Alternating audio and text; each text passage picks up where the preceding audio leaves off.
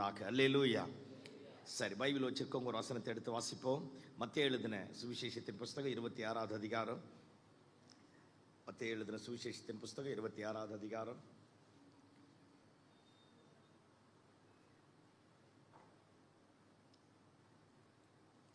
மத்தேயு எழுதின சுவிசேஷத்தின் புஸ்தகம் 26வது அதிகாரம் 48, 49, 50 அந்த வசனம். அவனை காட்டிக் கொடுக்கிறவன் நான் எவனை முத்தம் செய்வேனோ அவன்தான் அவனை பிடித்துக் கொள்ளுங்கள் என்று அவர்களுக்கு அடையாளம் சொல்லி இருந்தான். உடனே அவன் இயேசுவிடத்தில் வந்து ரபி வாழ்க என்று சொல்லி அவரை முத்தம் செய்தான். இயேசு அவனை நோக்கி சிநேகிதனே என்னத்திற்காக வந்திருக்கிறாய் என்றார். இயேசு அவனை நோக்கி சிநேகிதனே என்னத்திற்காக வந்திருக்கிறாய் என்றார். அப்பொழுது அவர்கள் கிட்ட வந்து இயேசுவின் மேல் கை போட்டு அவரை பிடித்தார்கள். அல்லேலூயா. அப்படியே எல்லாருமாய் கண்களை மூடி வலது கரத்தை வானத்திற்கு நேராக உயர்த்தி ஆண்டவரை நோக்கி பார்ப்போம். எல்லாருமாய் கண்களை மூடி அப்படியே வலது கரத்தை வானத்திற்கு நேராக உயர்த்தி ஆண்டவரை நோக்கி பார்ப்போம். அவர் நல்லவர். தம்முடைய நாமத்தை பிரஸ்தாபப்படுத்துகிற எந்த ஸ்தானத்திலையும் அவர் வந்து நம்மை ஆசீர்வதிக்கக்கூடிய ஆண்டவராக இருக்கிறார். இந்த மாலை வேளையில் அவர் நம்முடைய மத்தியில வந்திருக்கிறார். வேதவசனம் இப்படியாக சொல்லுகிறது, அவர் அப்பத்தை எடுத்து பிட்கையில் சீஷர்களுடைய கண்கள் திறக்கப்பட்டதாம். வேத வசனத்தை அவர் பகிர்ந்து கொடுத்தா மட்டும்தான் நம்முடைய கண்கள், நம்முடைய இருதயம், நம்முடைய ஆவி, நம்முடைய ஆத்தும் அனைத்தும் திறக்கப்படும். எல்லாருமா முடிஞ்சவங்க வலது கரத்தை வானத்துக்கு நேராக உயர்த்தி கண்களை மூடி ஆண்டவரை நோக்கி பார்த்து இந்த மாலை வேளையில் எங்களோடு கர்த்தர் இடைப்படுவீராக. எல்லா சோர்வுகள், பலவீனங்கள், அசதிகள், நிர்விசாரங்கள், தேவையற்ற காரியங்கள் எல்லாவற்றையும் கர்த்தர் அகற்றி போட்டு உடைய பரிசுத்த பிரசன்னத்தை அனுப்பி கர்த்தாவே எங்களை சிறைப்படுத்துவீராக என்று ஜெபிக்கிறோம்ப்பா. உடைய உயிர்த்தெழுந்த மகிமை எங்கள் மத்தியில் இறங்கி வரட்டும். உடைய உயிர்த்தெழுந்த வல்லமைகள் மத்தியில் இறங்கி வரட்டும். எல்லா தடைகளும் விலகட்ட ராஜா. உடைய சிங்காசனம் எங்கள் மத்தியில் ஆண்டவரே சம்பூர்ணமாக வெளிப்படட்டும் என்று ஜெபிக்கிறோம். எங்களுடைய ஆவி, ஆத்துமா, சரீரம் அனைத்தையும் உங்கள் பாதத்தில் படைக்கிறோம். நீர் பொறுப்பெடுத்துக் கொள்ளும். இயேசுவின் நாமத்தில் ஜெபம் கேளு நல்ல பிதாவே, ஆமென். அல்லேலூயா. ஆமா, இயேசு பாருங்க, யூதாஸ் காரியத்தை பார்த்து இப்படியாக கேட்கிறார், சிநேகிதனே என்னத்திற்காக வந்திருக்கிறாய். நான் 3 சிநேகிதர்களை குறித்து பேசலாம்னு நினைச்சேன், ஆனால் டைம் இருக்காது. இது ஒன்று மட்டும் பேசி முடிச்சிடறேன். கவனிங்க பார்ப்போம். விருந்து சாலையில் எல்லாரும் விருந்துக்கு அழைக்கப்பட்ட போது அழைக்கப்பட்டவர்கள் அபாத்திரவான்களாய் மாறி போனார்கள். அதனால அந்த எஜமானன் என்ன சொல்றான், போய் தெருக்களில, வீதிகளில, சந்துகளில எங்கெங்கெல்லாம் ஆட்கள் இருக்கிறாங்களோ அத்தனை பேரும் போய் கூட்டிட்டு வா அப்படிங்கிறான். அத்தனை பேரும் அந்த கல்யாண விருந்துக்கு வந்திருக்கிறான். அத்தனை பேரையும் பார்ப்பதற்காக எஜமானன் உள்ள வரும்பொழுது எல்லாரும் கல்யாண வஸ்திரத்தை தரித்திருந்தார்கள். ஒருவன் மாத்திரம் கல்யாண வஸ்திரத்தை தரித்திராமல் அந்த திருமண வைபவத்தில் இருக்க ஆரம்பித்தான். எஜமானன் அவனை பார்த்து கேட்கிறான், சிநேகிதனே எங்கே உன் கல்யாண வஸ்திரம்? பாருங்க, இது ஒரு இடமாச்சா. அப்புறம் இன்னொரு இடம், தோட்டத்தில் வேலை செய்வதற்காக எஜமானன் ஆட்களை அமர்த்துகிறான். காலையில் 9 மணிக்கு ஒரு 10 பேர் வராங்கன்னு வச்சுக்கோங்களேன். 11 மணிக்கு திரும்ப ஆட்களை கூப்பிட்றான். 12 மணிக்கு திரும்ப ஆட்களை, 3 மணிக்கு திரும்ப ஆட்களை, 5 மணிக்கு திரும்ப ஆட்களை, அத்தனை பேர் வந்து வேலை செய்கிறான். வேலை செஞ்சோடனே 9 மணிக்கு வந்தவன் நினச்சானா நமக்கு எவ்வளோ தருவார்? சும்மா சொல்லுங்க, நிறைய ரெட்டிப்பான சம்பளம் தருவார் அப்படின்னு நினச்சானா? ஆமாம். 11 மணிக்கு வந்தவன் அப்படி நினச்சிருப்பான். 5 மணிக்கு வந்தவன் அவர் என்ன தந்தாலும் பரவாயில்ல, என்னையும் ஒரு பொருட்டாக மதித்து இந்த தோட்டத்தில் என்னை கூப்பிட்டு எனக்கு ஒரு வேலை கொடுத்தாருப்பார். அதனால் எப்படியாகிலும் கஷ்டப்பட்டு இந்த எஜமானன் என்னை வேலை செய்ய அந்த கொஞ்ச நேரத்தில் என்னால் முடிஞ்ச அளவுக்கு என் முழு பலத்தையும், என் திறமையும், என்னுடைய உழைப்பையும் இந்த எஜமானனுக்கு காண்பிக்க வேண்டுன்ட்டு அவன் நல்ல வேலை செய்ய ஆரம்பித்தான். எஜமானன் சம்பளம் நேரம் முடிஞ்சோடனே சம்பளம் தருவதற்கு எல்லாரையும் கூப்பிட்டா.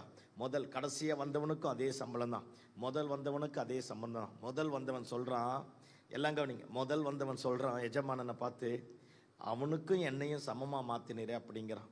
முதல் வந்தவன் இன்னொன்று சொல்கிறான், நான் இன்னைக்கு ஃபுல்லாக வெயிலில் கஷ்டப்பட்டேங்கிறான். அப்போ வேலை செய்யலை. நான் பேசுறது புரியுதா? வெயில் கஷ்டத்தை தான் நான் அனுபவிச்சேங்கிறான். அப்போ வேலை செய்யலை. அதான் 100 நாள் வேலைன்னு வச்சுக்கிங்களேன். இப்போ உங்களுக்கு தெளிவாக புரியும் பாருங்களேன். ஆமாம், ஒன்றும் வேலை செய்யலை, கஷ்டப்பட்டேங்கிறான். எஜமானன் சொல்கிறான், சிநேகிதனே நான் தயாளனாக இருக்கும்போது நீ ஏன் வன்கண்ணனாக இருக்கிற? உனக்கு வேண்டியதை நீ வாங்கிட்டு போ அப்படின்னு சொல்கிறான். நான் ஆக்சுவலாக இந்த 3 சிநேகித்தை குறித்து தான் பேசலான்னு வந்தேன். சரி, நேரம் இல்லை. அதனால் யூதாஸ் காரியத்து சிநேகித்தை மட்டும் சிலுவைக்கு நேராக கொண்டு போய் பேசிட்டு முடிக்கலான்னு விரும்புகிறேன். அல்லேலூயா சொல்லுங்கள் பார்ப்போம். அல்லேலூயா. ஆமாம். இப்போ கவனிங்க பார்ப்போம். நம்ம எல்லாருக்கும் தெரியும், இயேசு கிறிஸ்துனுடைய 12 சீஷர்களிலே பிரதானமானமாய் காணப்பட்டவன் யூதாஸ் காரியத்து தான். பாருங்க, அத்தனை பேர் ஒரு மாதிரி இருந்தாலும் இவன் தான் காரியதரிசியா இருந்தான், பொருளாளரா இருந்தான்.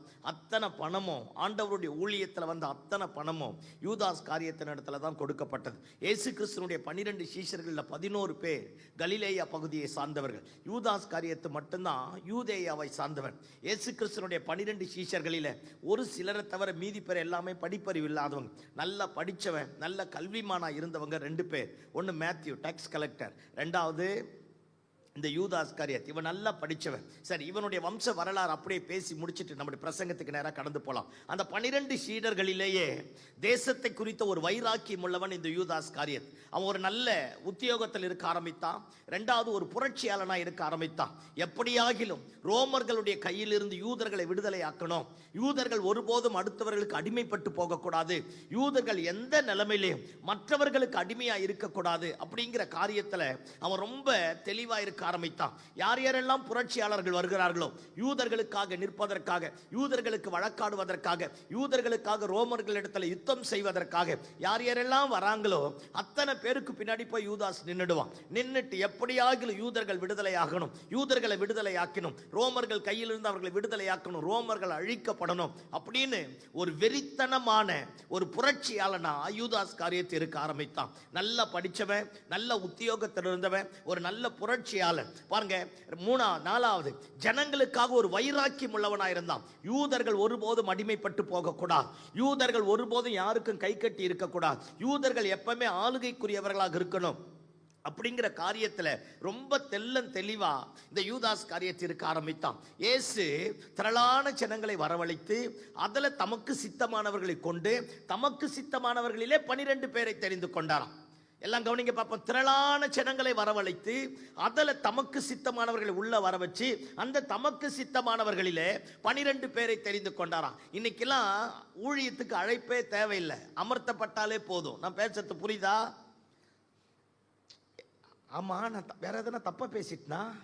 நீங்க பார்க்கறத பார்த்தா எனக்கே பயமா இருக்கு. அல்லேலூயா. ஆமா, இப்பெல்லாம் ஊழியத்துக்கு அழைப்பே தேவையில்லை. பொதுவா காமனா எல்லா இடத்துலையும் பாருங்களேன்.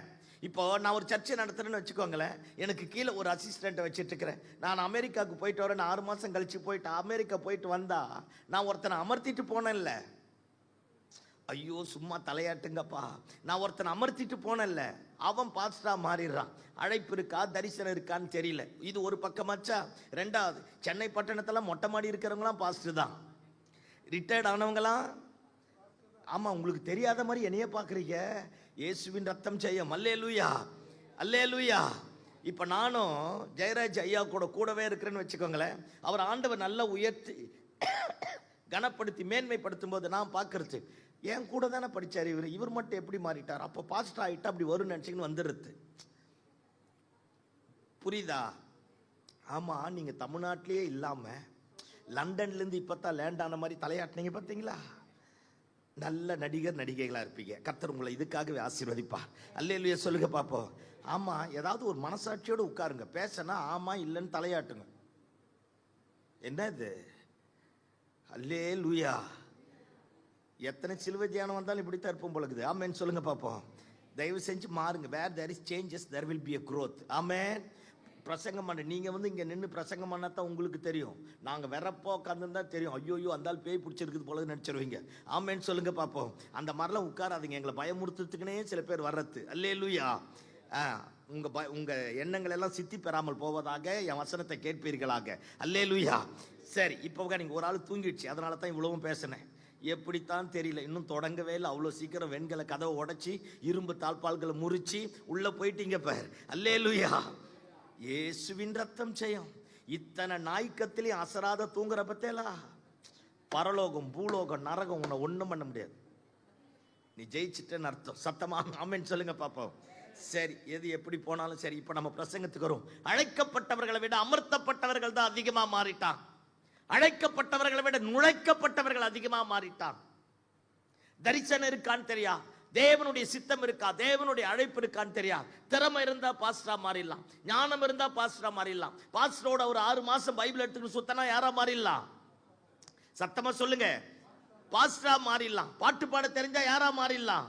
பாஸ்டரா மாறிடலாம். மொட்டை மாடி இருந்தா பாஸ்டா மாறிடலாம். ரிட்டையர்ட் ஆயிட்டா வெரி குட், இப்பதான் வாயை திறக்கிறீங்க. 3 நாள்ல இன்னைக்கு தான் திறக்கப்படுவதாக. அல்லேலூயா சொல்லுங்க பாப்போம். ஆமா, இன்னைக்கு எல்லாமே ஒரு அழைப்பு இருக்கான்னு தெரியல, ஒரு தெளிவு இருக்கான்னு தெரியல, தேவ தரிசனம் இருக்கான்னு தெரியல, தேவ திட்டம் இருக்கான்னு தெரியல. நுழைக்கப்பட்டவர்களும் அமர்த்தப்பட்டவர்களும் உள்ள வந்துடுறான்.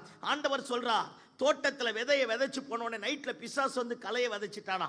அடுத்த நாள் நம்மால கேட்கிறான், ஆண்டவரே நான் போய் களை எல்லாத்தையும் எடுத்துட்டோமான்னு கேட்கிறான். ஆண்டவர் சொல்றார், வேணாப்பா, நீ களையோடு சேர்ந்து எதையும் எடுத்துருவேன், நல்லதையும் எடுத்துருவேன், ரெண்டுத்தையும் ஒன்னா வளர விடு, அறுப்பு காலம் வரைக்கும் வரட்டும். அறுப்பு காலம் வரும்போது நானே பார்த்துக்கிறேன், அது உன் வேலை இல்லை, யார் வேலை, ஏன் வேலை அப்படிங்கிறார். எல்லாம் என்னைய பாருங்க பாப்போம். நிறைய நேரத்தில் நாமளும் அவசரப்பட்டு நியாயம் தீர்க்க போயிடும். வளருதா வளரட்டும், யாரையும் வேணாம். நமக்கு இல்லாத, எஜமானனுக்கு இல்லாத அக்கறையா நமக்கு? ஆமென் சொல்லுங்க பாப்போம். அறுப்பு காலம் வரைக்கும் சிலரை கர்த்தர் அனுமதிப்பார். அப்படி அனுமதிக்கும் போது அவர் போகும்போது போகட்டும், ஒரு நேரம் வரும்போது கர்த்தர் காரியத்தை மாற்றுவார். உங்களுக்கு நான் சொல்றேன், அழைக்கப்படாம, தரிசனம் இல்லாம, தேவ திட்டம் இல்லாம தேவையில்லாத இடத்துல தலையிடாதீங்க. அப்படி தலையிட்டீங்கன்னா நாம எல்லா விதத்திலையும் தேவ ராஜ்யத்திற்கும் தேவ மக்களுக்கும் இடையூறாய் மாற ஆரம்பிச்சிடும். என்னால முடிஞ்ச அளவுக்கு நான் செய்யறேன், என்னால முடியாத போது என்னை பலப்படுத்துகிற கிறிஸ்து, நான் என்னை வைத்த ஸ்தானத்திற்கு வேண்டிய பலனை கொடுத்து என்னை மீண்டும் நிற்க வைக்க போதுமான ஆண்டவராக இருக்கிறார். அல்லேலூயா, அல்லேலூயா. ஆமா, நான் பைபிள் காலேஜுக்கு முதல் போகும்போது பாருங்க, நம்ம சும்மா பைபிளை திறந்து படிப்போம் இல்ல, அந்த மாதிரி பைபிளை திறந்து படித்தேன். யாக்கோப்புல ஒரு வசனம் என் கண்ணுக்கு முன்னாடி வந்தது, உங்களில் ஆக்கினி தீர்ப்பு அடைவோம் என்று அநேகர் போதகராக. எப்போ முதல் பைபிள் காலேஜில் போய் உட்கார்ந்து ஃபர்ஸ்ட் டிவோஷன் வெள்ளிக்கிழமை ஒரு மாடல் சர்வீஸ் நடக்குது. அந்த சர்வீஸ் நடக்கிற நேரத்தில் போய் மதிய நேரத்தில் உட்கார்ந்து பைபிளை திறந்தா, உங்களில் ஆக்கினி தீர்ப்பு அடைவோம் என்று அநேகர் போதகர் ஆகாதிருப்பீர்களாக. அன்னைக்கு மூணது தான் பைபிளை நான். அல்லேலூயா சொல்லுங்க பாப்போம். ஆனா இப்பதான் அந்த வசனத்தினுடைய அர்த்தமே நமக்கே புரியுது. அல்லேலூயா. ஆமா, இன்னைக்கு அழைக்கப்பட்டவர்களை விட நுழைக்கப்பட்டவர்களும் அமர்த்தப்பட்டவர்களும் திறமையுள்ளவர்களும் தாளந்து உள்ளவர்களும் தான் தேவனுடைய ஊழியர்களைப் போல தேவ ராஜ்யங்களைப் போல கட்டுறாங்க. ஆனா தெரிந்து கொள்ளுதல் வந்து தேவனிடத்திலிருந்து வரணும். ஆமென் சொல்லுங்க பாப்போம். ஆமா, நீங்க வீட்டுல போய் மார்க் 3வது அதிகாரத்தை படிச்சு பாருங்க. திரளான ஜனங்களை வரவழைத்து அதில் தமக்கு சித்தமானவர்களை வரவழைத்து அந்த தமக்கு சித்த மாணவர்களிலே 12 பேரை தெரிந்து கொண்டு அவர்களுக்கு கர்த்தர் அப்போஸ்தலர்னு பேர் வைக்க ஆரம்பித்தார். யூதாஸ் கரியத்து வலுக்கட்டாயமாய் வந்து இணைந்தவன் அல்ல, ஆண்டவராலே தெரிந்து கொள்ளப்பட்டவன், தெய்வத்தாலே முன்குறிக்கப்பட்டவன். 12 சீடர்களிலே இவன ஒருவனாக இருக்க ஆரம்பித்தான். நான் ஏற்கனவே சொன்னது போல மற்றவர்களை விட படிப்பதிலே திறமையுள்ளவன். பாருங்க, யூதர்களை விடுதலையாக்குவதற்காக புரட்சியாளன், யூதர்களை குறித்து ஒரு வைராக்கியம் உள்ளவன், பக்தி வைராக்கியமாய் இருக்க ஆரம்பித்தான், இயேசுவோடு இருக்க ஆரம்பித்தான். 3.5 ஆண்டுகள் ஆண்டவருக்கு பாருங்க பொருளாளரா இருந்தான். எல்லா ஊழியத்துல வருகிற எல்லா பணத்தையும் கர்த்தர் அவனை நம்பிதான், அவங்கிட்ட தான் கொடுத்தார். கணக்கு வழக்குல ஒழுங்கா இருந்திருப்பான், நேர்த்தியா எல்லாவற்றையும் செய்ய ஆரம்பிச்சிருப்பான். அந்த 3 வருஷத்துல 2 பேரை ஆண்டவர் ஊழியத்துக்கு அனுப்பினார். பாருங்க, 2 பேரை அனுப்பும் போது இவனும் ஊழியத்துக்கு போனான், ஜெபம் பண்ணான், பேய் ஓட்டினான், அற்புதங்கள் நடந்தது, ஆச்சரியமான வழிகள் திறக்கப்பட்டது. ஆண்டவர் இவனை கொண்டும் இயற்கைக்கு அப்பாற்பட்ட அற்புதத்தை செய்தார். போனவர்கள் அத்தனை பேர் திரும்ப வந்து ஆண்டவர் கிட்ட சொல்றாங்க, உங்க நாமத்தினால எல்லாம் நடந்தது. அப்போ யூதாஸ் கரியத்து மட்டமானவன் கிடையாது, நல்லா படிச்சவன், திறமையானவன், வைராக்கியம் உள்ளவன், யூதர்களை காப்பாற்றுவதற்காக ஒரு பெரிய ஜீலோட வைராக்கியத்தோட எரிகிற நெருப்போட இருதயத்துல யூதர்களுக்காக ஏதாவது ஒன்று சாதிக்கிறன்னு இருந்தவன், அப்பேற்பட்டவன். 2 பேரை அனுப்பும் போது ஊழியம் செய்ய ஆரம்பித்தான். ஆண்டவர் அனுப்பின எல்லா காரியத்தையும் செய்ய ஆரம்பித்தான். ஆனா கடைசி நேரத்துல பாருங்க, சாத்தான் இவனுக்குள்ளே புகுந்தான் என்று சொல்லுகிறது. எல்லாருமே தொடக்க காலத்துல தடமாறுவோம், தொடக்க காலத்துல வழி தப்பி போவோம், தொடக்க காலத்துல விட்டு விலகுவோம். ஆனா ஆண்டவரோடு கிட்டி சேர வசனத்தை கேட்க ஆராதிக்க தேவ சமூகத்துல கிட்டி சேர நம்ம எப்படி மாறுவோம்? அப்படி மாறுவோம். அல்லேலூயா. ஆமா, நல்ல திடகாத்திரமான விசுவாசிகளா, தேவனுக்கு பிரியமானவர்களா, தேவ சித்தத்தை புரிந்து செயல்படக்கூடியவர்களாக மாறுவோம். ஆனா இவன் லைஃப் பாருங்களேன், தொடக்கத்திலலாம் நல்லதை செஞ்சுட்டு இப்ப இங்க வந்துட்டான். ஒரு முறை இயேசு அற்புதத்தை செஞ்சு முடிச்ச உடனே ராஜாவாய் மாற்றுவதற்கு ஒரு கூட்டத்தை கொண்டு வந்தவனும் இந்த யூதாஸ் காரியத்து தான். இயேசு அந்த இடத்துல இருந்து மறைஞ்சு போயிடுறான். எப்படியாகிலும் இயேசுவே ஒரு நல்ல நிலைமைக்கு வச்சு அவரை ஒரு பெரிய வில்லனா மாத்தி ரோமர்கள் கிட்ட இருந்து யூதர்களை விடுதலை ஆக்கணும்னு நினைக்க ஆரம்பித்தான். இத்தனை காரியத்தை செஞ்சோம். ஆண்டவர் தரிசனத்தை விட்டு விலகல, தேவ சித்தத்தை விட்டு விலகல, தேவ நோக்கத்தை விட்டு விலகல. தெய்வம் நிர்ணயித்த அந்த பாதையில இயேசு கிறிஸ்து அற்புதமாய் போக ஆரம்பித்தார். இது எல்லாம் போக போக கடைசியா பாருங்க, எப்படி ஆகிலும் இயேசுவை நல்ல நிலைமைக்கு, அவன் புத்திக்கு நல்ல நிலைமைக்கு புரட்சியாளனா கொண்டு வரணும் அப்படின்னு தீர்மானம் பண்ண தீர்மானங்கள் எல்லாம் யூதாஸ் காரியத்துக்கிட்ட உடைஞ்சு போக ஆரம்பித்தது. ஐயா, அவன் நல்லவன், வைராக்கியம் உள்ளவன், தரிசனம் உள்ளவன், யூதர்கள் மேல கரிசனை உள்ளவன், புரட்சியாளன், நல்லா படிச்சவன், தேவன் கொடுத்த அந்த பொருளாளருடைய காரியத்தை உத்தமமா ஒழுங்கு கிரமமா செய்தவன், பணத்துல எந்த தவறும் செய்யாதவன், அப்பேற்பட்டவங்களுடைய இருதயத்துக்குள்ள சாத்தான் புக ஆரம்பித்தானாம். கவனிங்க பார்ப்போம்.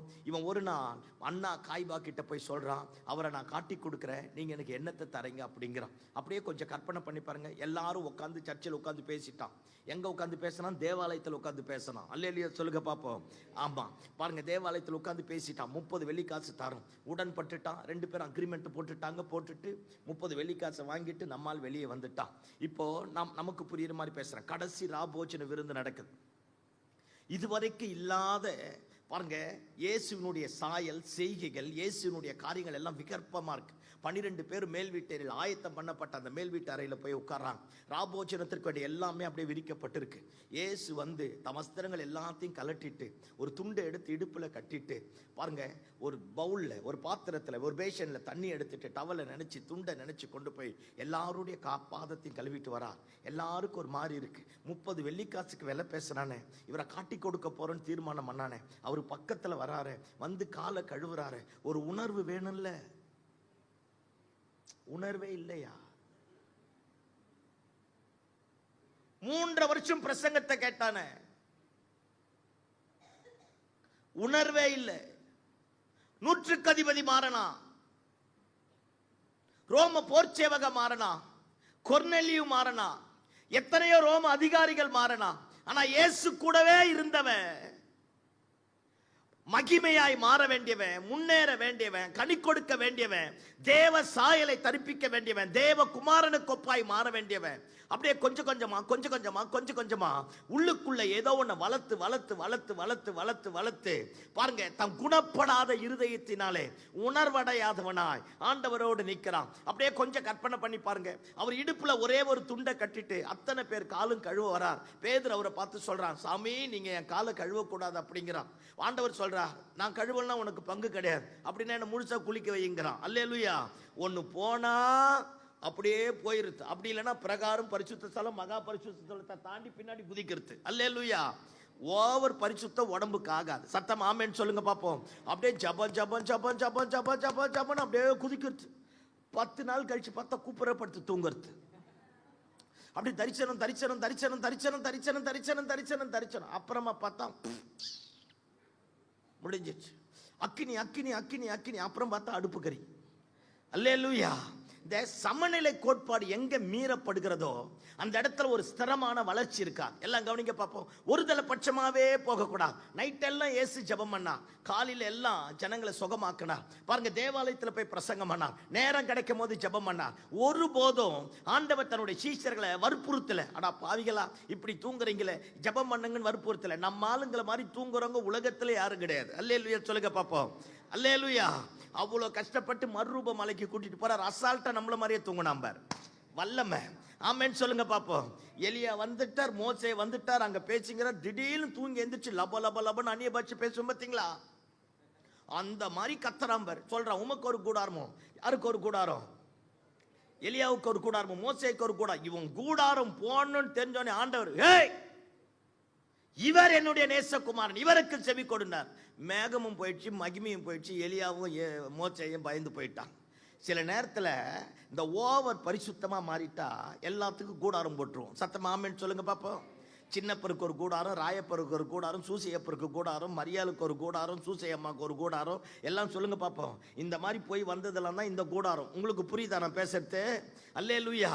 இப்ப சூசையப்பர், கல்லப்பர், ராயப்பரை விட்டுட்டோம். நமக்கு பாட்டு பாடுற அப்பறங்களை முன்னாடி கொண்டு வந்து நிப்பாட்டிட்டோம். ஐயோ பேசுங்கப்பா, இயேசுவின் ரத்தம் ஜெயம். நான் நல்லா பேசணும்னு வந்த என்னையே தாக்குறீங்க பார்த்தேலா, நல்லா வருவீங்க. அல்லேலூயா.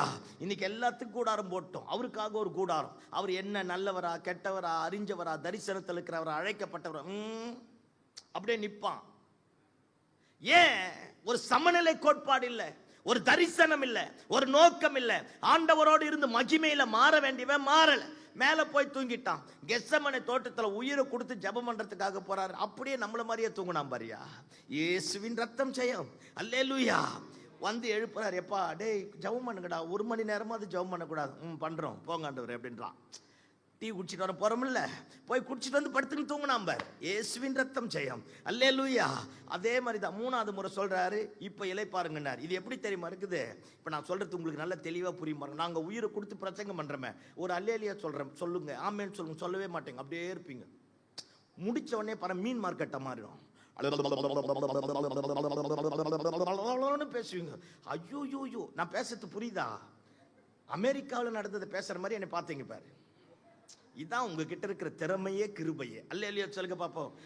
உயிரை கொடுத்து இத்தனை பேசி ஒரு ஆமேன் வராது, ஒரு அல்லேலியா வராது, ஒரு உணர்வு வராது. ஆனா முடிச்ச உடனே பாருங்களா, மீன் மார்க்கெட்டே இங்கதான், ஆடு மார்க்கெட்டே இங்கத்தான், கோழி கடையே இங்கத்தான். அல்லேலூயா. கோயம்பேடே இங்கத்தான்றாங்க பாரு சிஸ்டர். அல்லேலூயா சொல்லுங்க பாப்போம். எல்லாம் இங்கத்தான். சத்தம் ஆமேன்னு சொல்லுங்க பாப்போம். எல்லாத்தையும் இங்கத்தான். அந்த மாதிரிலாம் இருக்கக்கூடாது. ஆமேன். ஆமா, ஆண்டவர் சொல்றாரு, இப்போது எந்திரிச்சு இலை பாருங்கன்னு பேச ஆரம்பிக்கிறான். அப்போ இன்னைக்கு எல்லாம் இந்த மாதிரி தான், தூங்குறோம். ஆண்டவரோடு சேர சேர முதிர்ச்சி வரணும், மகிமை வரணும், உயிர்ப்பிக்கக்கூடிய அனுபவம் வரணும், கிறிஸ்துவனுடைய சாயல் வரணும். கிறிஸ்துவனுடைய சாயல் வரலன்னா நம்மளும் வேற மாதிரி நம்முடைய வாழ்க்கை போக்கு மாற ஆரம்பிச்சிடும். இப்ப இயேசு கிட்ட யூதாஸ் கிட்ட வருவோமே பாருங்க, வஸ்திரத்தை எடுத்து எல்லாருடைய காலையும் கழுவிட்டு வரா, இவனும் காலையும் கழுவுறா. அப்பயாச்சும் ஒரு மனசாட்சி வேணா? இவரை காட்டி கொடுக்க ஒரு 30 வெள்ளிக்காசு வாங்கிட்டுமே. 30 வெள்ளிக்காசு ஒன்றும் அவனுக்கு பெருசு கிடையாது. அவன் பெரிய ஆளு, அவன் கோட்டீஸ்வரன், அவன் படிச்சவன், அவன் நல்ல ஞானவான். 30 வெள்ளிக்காசு அவனுக்கு ஒன்றும் பெருசே கிடையாது. ஆனா 30 வெள்ளிக்காசை வாங்கி இடுப்புல வச்சுட்டு அப்படியே அமைதியா உட்கார்ந்து இருக்கிறான் பாருங்களேன். ஆண்டவர் எந்திரிச்சு வஸ்திரத்தை எல்லாம் மறைச்சு உடுத்திட்டு ராபோஜனத்தை பகிர்ந்துக்காக வரார். அப்படியே துக்கத்தோடு அழுதுட்டு சொல்றார், பாருங்க உங்களில் ஒருவன் என்னை காட்டி கொடுக்க போறாங்கிறார். கிட்டத்தட்ட 7 முறை யூதாஸ் காரியத்தை ஆண்டவர் எச்சரிக்கிறார். எல்லாம் என்னை பாருங்க பார்ப்போம். அழைச்சிட்டார்ல, பக்கத்துல வச்சிட்டார்ல, தெரிந்து கொண்டார்ல. ஒருத்தனும் கெட்டு போகக்கூடாது என்பது அவருடைய சித்தம், ஒருவரும் பின்வாங்கி போகக்கூடாது என்பது ஒரு சத்தம் பாருங்க. அதனால 7 முறை ஒவ்வொன்னா விதவிதமா எச்சரிக்கிறார். இயேசு மட்டும் இவன் தான் என்னை காட்டி கொடுக்க போறான்னு சொல்லியிருந்தான்னு வச்சுங்க, பேதுரு வெட்டி போட்டுட்டு இருப்பான். அல்லேலூயா சொல்லுங்க பாப்போம். ஆனா தலைவர் பாருங்க, யாரையும் உசுப்பேத்தாம அப்படியே அமைதியா சொல்லிட்டு இருக்கிறார், உங்களில் ஒருவன் என்னை காட்டி கொடுக்க போறாங்கிறா. எல்லாருக்கும் பயம் வந்துடுச்சு. நானான்னு கேட்கிறான். எல்லாம் அப்படியே சந்தில கேட்டுட்டே இருக்குமா, இவனும் சைக்கிள் கேப்ல கேட்டான், யாரு? நானா? அவர் சொல்றாரு, நீ தான் அப்படிங்கிறார். அவனுக்கு மட்டும் தெரியுற மாதிரி, வேற யாருக்கும் தெரியாத மாதிரி. என்னோட கூட தளத்தில் கையிடுகிறவன் யோவான் கிட்ட சொல்றார், இந்த அப்பத்தை யாருக்கு கொடுக்கிறனோ அவன் தாங்கிறார். என்னை காட்டி கொடுக்கிறவனுக்கு ஐயோ அப்படிங்கிறார். பாருங்க, அவன் பிறவாமல் இருந்தாலே நலமா இருக்குங்கிறா. அப்படியே ஒண்ணா சொல்ல அந்த குணப்படாத இருதயம், உணர்வடையாத இருதயம் அப்படியே அசால்ட்டா உட்கார்ந்துட்டான். கடைசி அப்பத்தை எடுத்து அவன் கையில கொடுத்து, நீ செய்ய வேண்டியதை போய் செய்ய அப்படிங்கிறா. அப்பத்தை வாங்கிட்டான், போயிட்டான். எல்லாம் நினைச்சாங்களாம் இவன் வேற ஏதோ செய்யறதுக்காக ஆண்டவர் அனுப்புறார். ஆனா வசனம் சொல்லுகிறது, எப்ப அவன் அப்பத்தை வாங்கினானோ சாத்தான் அவனுக்குள்ளே புகுந்தான். திருவிருந்து எடுக்கிறதுனால பரிசுத்தமா மாற மாட்டோம். Are you with me? நான் பேசுறது உங்களுக்கு புரியுதா? அல்லேலூயா. அப்பத்தை வாங்கி அவன் உட்கொள்ள ஆரம்பித்தோடனே பிசாசு அவனுக்குள்ள புகுந்தானா. பரிசுத்தமானது பரிசுத்தமா இருக்கிற வரைக்கும் தான் பரிசுத்தம். பரிசுத்தமானது அசுத்தமா மாறிட்டா அதுல எந்த இதுவும் இருக்காது. அல்லேலூயா சொல்லுங்க பாப்போம். அந்த அப்பத்தை வாங்கி சாப்பிட்டான். அப்பயாவது ஒரு உணர்வு வேண்டாம்? ஐயோ காட்டி கொடுக்க போறோமே. ஒரு முகம் மாறிடுச்சு. தளதளத்து சொல்றாரு, மரித்தவனை உயிரோடு எழுப்பினவர், செத்து போனவர்களை உயிரோடு எழுப்பினவர், குருடனை காணும்படி செய்தவர், முடவர்களை நடக்கும்படி செய்தவர், நாரி போன சரீரங்களை உயிரோடு எழுப்பினவர். அப்பேற்பட்டவர் இவ்வளோ வேதனையோடு பேசுறார். ஒரு உணர்வே இல்லாம அப்படியே போயிட்டான் பாருங்களேன். இப்ப பாருங்க பார்ப்போம். இயேசு அந்த 11 பேரோட அப்படியே உங்களுக்கு புரியுற மாதிரி பேசுறேன். யோவான் 13, 14, 15, 16 இந்த அதிகாரத்தை பார்த்தீங்கன்னா, அந்த மேல் வீட்டு அறையிலிருந்து இறங்கி கெத்செமனே தோட்டத்துக்கு போற வரைக்கும் ஆண்டவர் தான் சீஷர்கள் கிட்ட பேசிட்டு வரது தான் இத்தனை அதிகாரம். ஆண்டவர் சொல்லுவார், நீங்க எல்லாரும் என்னை விட்டுட்டு போயிட போறீங்க அப்படிங்கிறார்.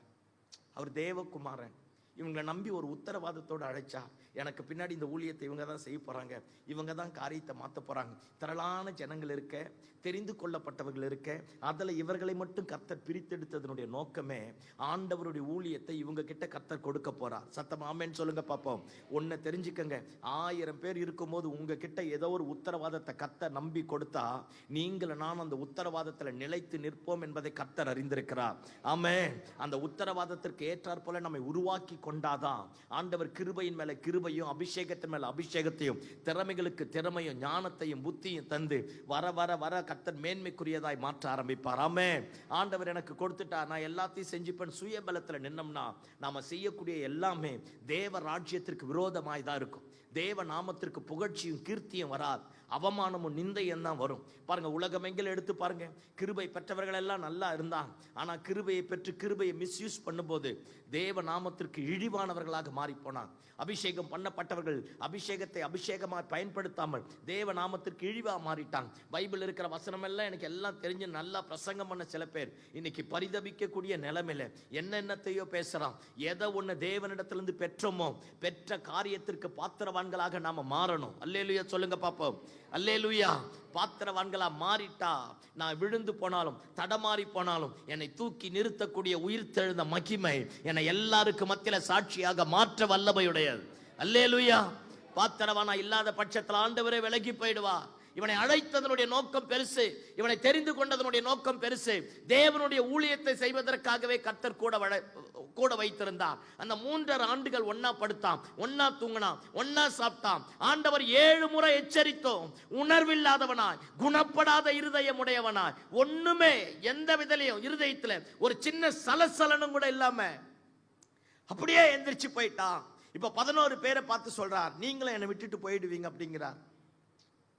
ஒரு அப்பா அம்மா தம் பிள்ளைகளை கூப்பிட்டு உட்கார வச்சு சாப்பாடு எல்லாம் கொடுத்துட்டு சொத்து எல்லாம் எழுதி கொடுத்துட்டு என்ன நீங்க நடுத்தருள்ள விட்டுருவீங்கடானா எப்படி இருக்கும்? அதை நீங்க படிச்சு பாருங்களேன். ஒரு தாய் தன் பிள்ளையை விட்டு பிரியும் போது என்ன வலி இருக்குமோ அந்த வலி அதுல இருக்கும். ஒரு தகப்பன் தம் பிள்ளைகளை விட்டுட்டு பிரியும் போது என்ன வலி இருக்குமோ அந்த வலி இருக்கும். தான் நேசிக்கிற ஒரு நண்பன் தன் நண்பனை விட்டு பிரியும் போது என்ன கடைசி ஆலோசனை சொல்லுவான்? அந்த ஆலோசனை அந்த 13, 14, 15, 16 எல்லாத்தையும் சொல்லுவார். நீ இத்தனையும் பண்ணாலும் ஆண்டவர் சொல்றார், நான் உன்னை திக்கற்றவனை விட மாட்டேங்கிறார். நீ இத்தனையும் பண்ணாலும் நான் உன்னை விட்டு விலகி போக மாட்டேங்கிறார். அத்தனையும் சொல்லி முடிச்சுட்டு கெஸ்தமனே தோட்டத்துக்கு போயிட்டான். இப்ப கெஸ்தமனே தோட்டத்துல பாருங்க, ஜெபம் பண்ணுவதற்காக ஆண்டவர் போறார். பாருங்க, அது 3 விதமான கூட்டம் இருக்கும். நான் அதை மட்டும் அப்படி சுருக்கமா சொல்லிடுறேன். எத்தனை பேர் இப்ப மொத்த பேர் கெஸ்தமனே தோட்டத்துக்கு போறவங்க எத்தனை பேரா இருந்தா எனக்கு என்ன? 11 பேர். அல்லேலூயா சொல்லுங்க பாப்போம். ஒரு ஆளு நம்மால எஸ்கேப். 11 பேர் கூட்டிட்டு போறார். 8 பேரை வாசப்படியிலே உட்கார வச்சாராம். எத்தனை பேரை? சத்தமா சொல்லுங்க. அந்த தோட்டத்தினுடைய என்ட்ரன்ஸ்ல 8 பேரை உட்கார வச்சுட்டு, ஏன்னா அந்த 8 பேர் சும்மா வந்துட்டு போறது தான். ஆமே. ஐயோ தலையாட்டுங்கப்பா. அந்த 8 பேர் அந்த இடத்துல உட்கார வச்சுட்டு 3 பேரை உள்ள கூட்டிட்டு போனாராம். உள்ள கூட்டிட்டு போய் வியாகுலப்படவும் ஜெபிக்கவும் தொடங்கினார். இந்த 3 பேர் உள்ள வந்தான் பார். இவன் இயேசுவுக்கு பக்கபலமா இருப்பான்னு தெரிஞ்ச உடனே இவன் நம்மால கொரட்டை விட்டு தூங்குறான்.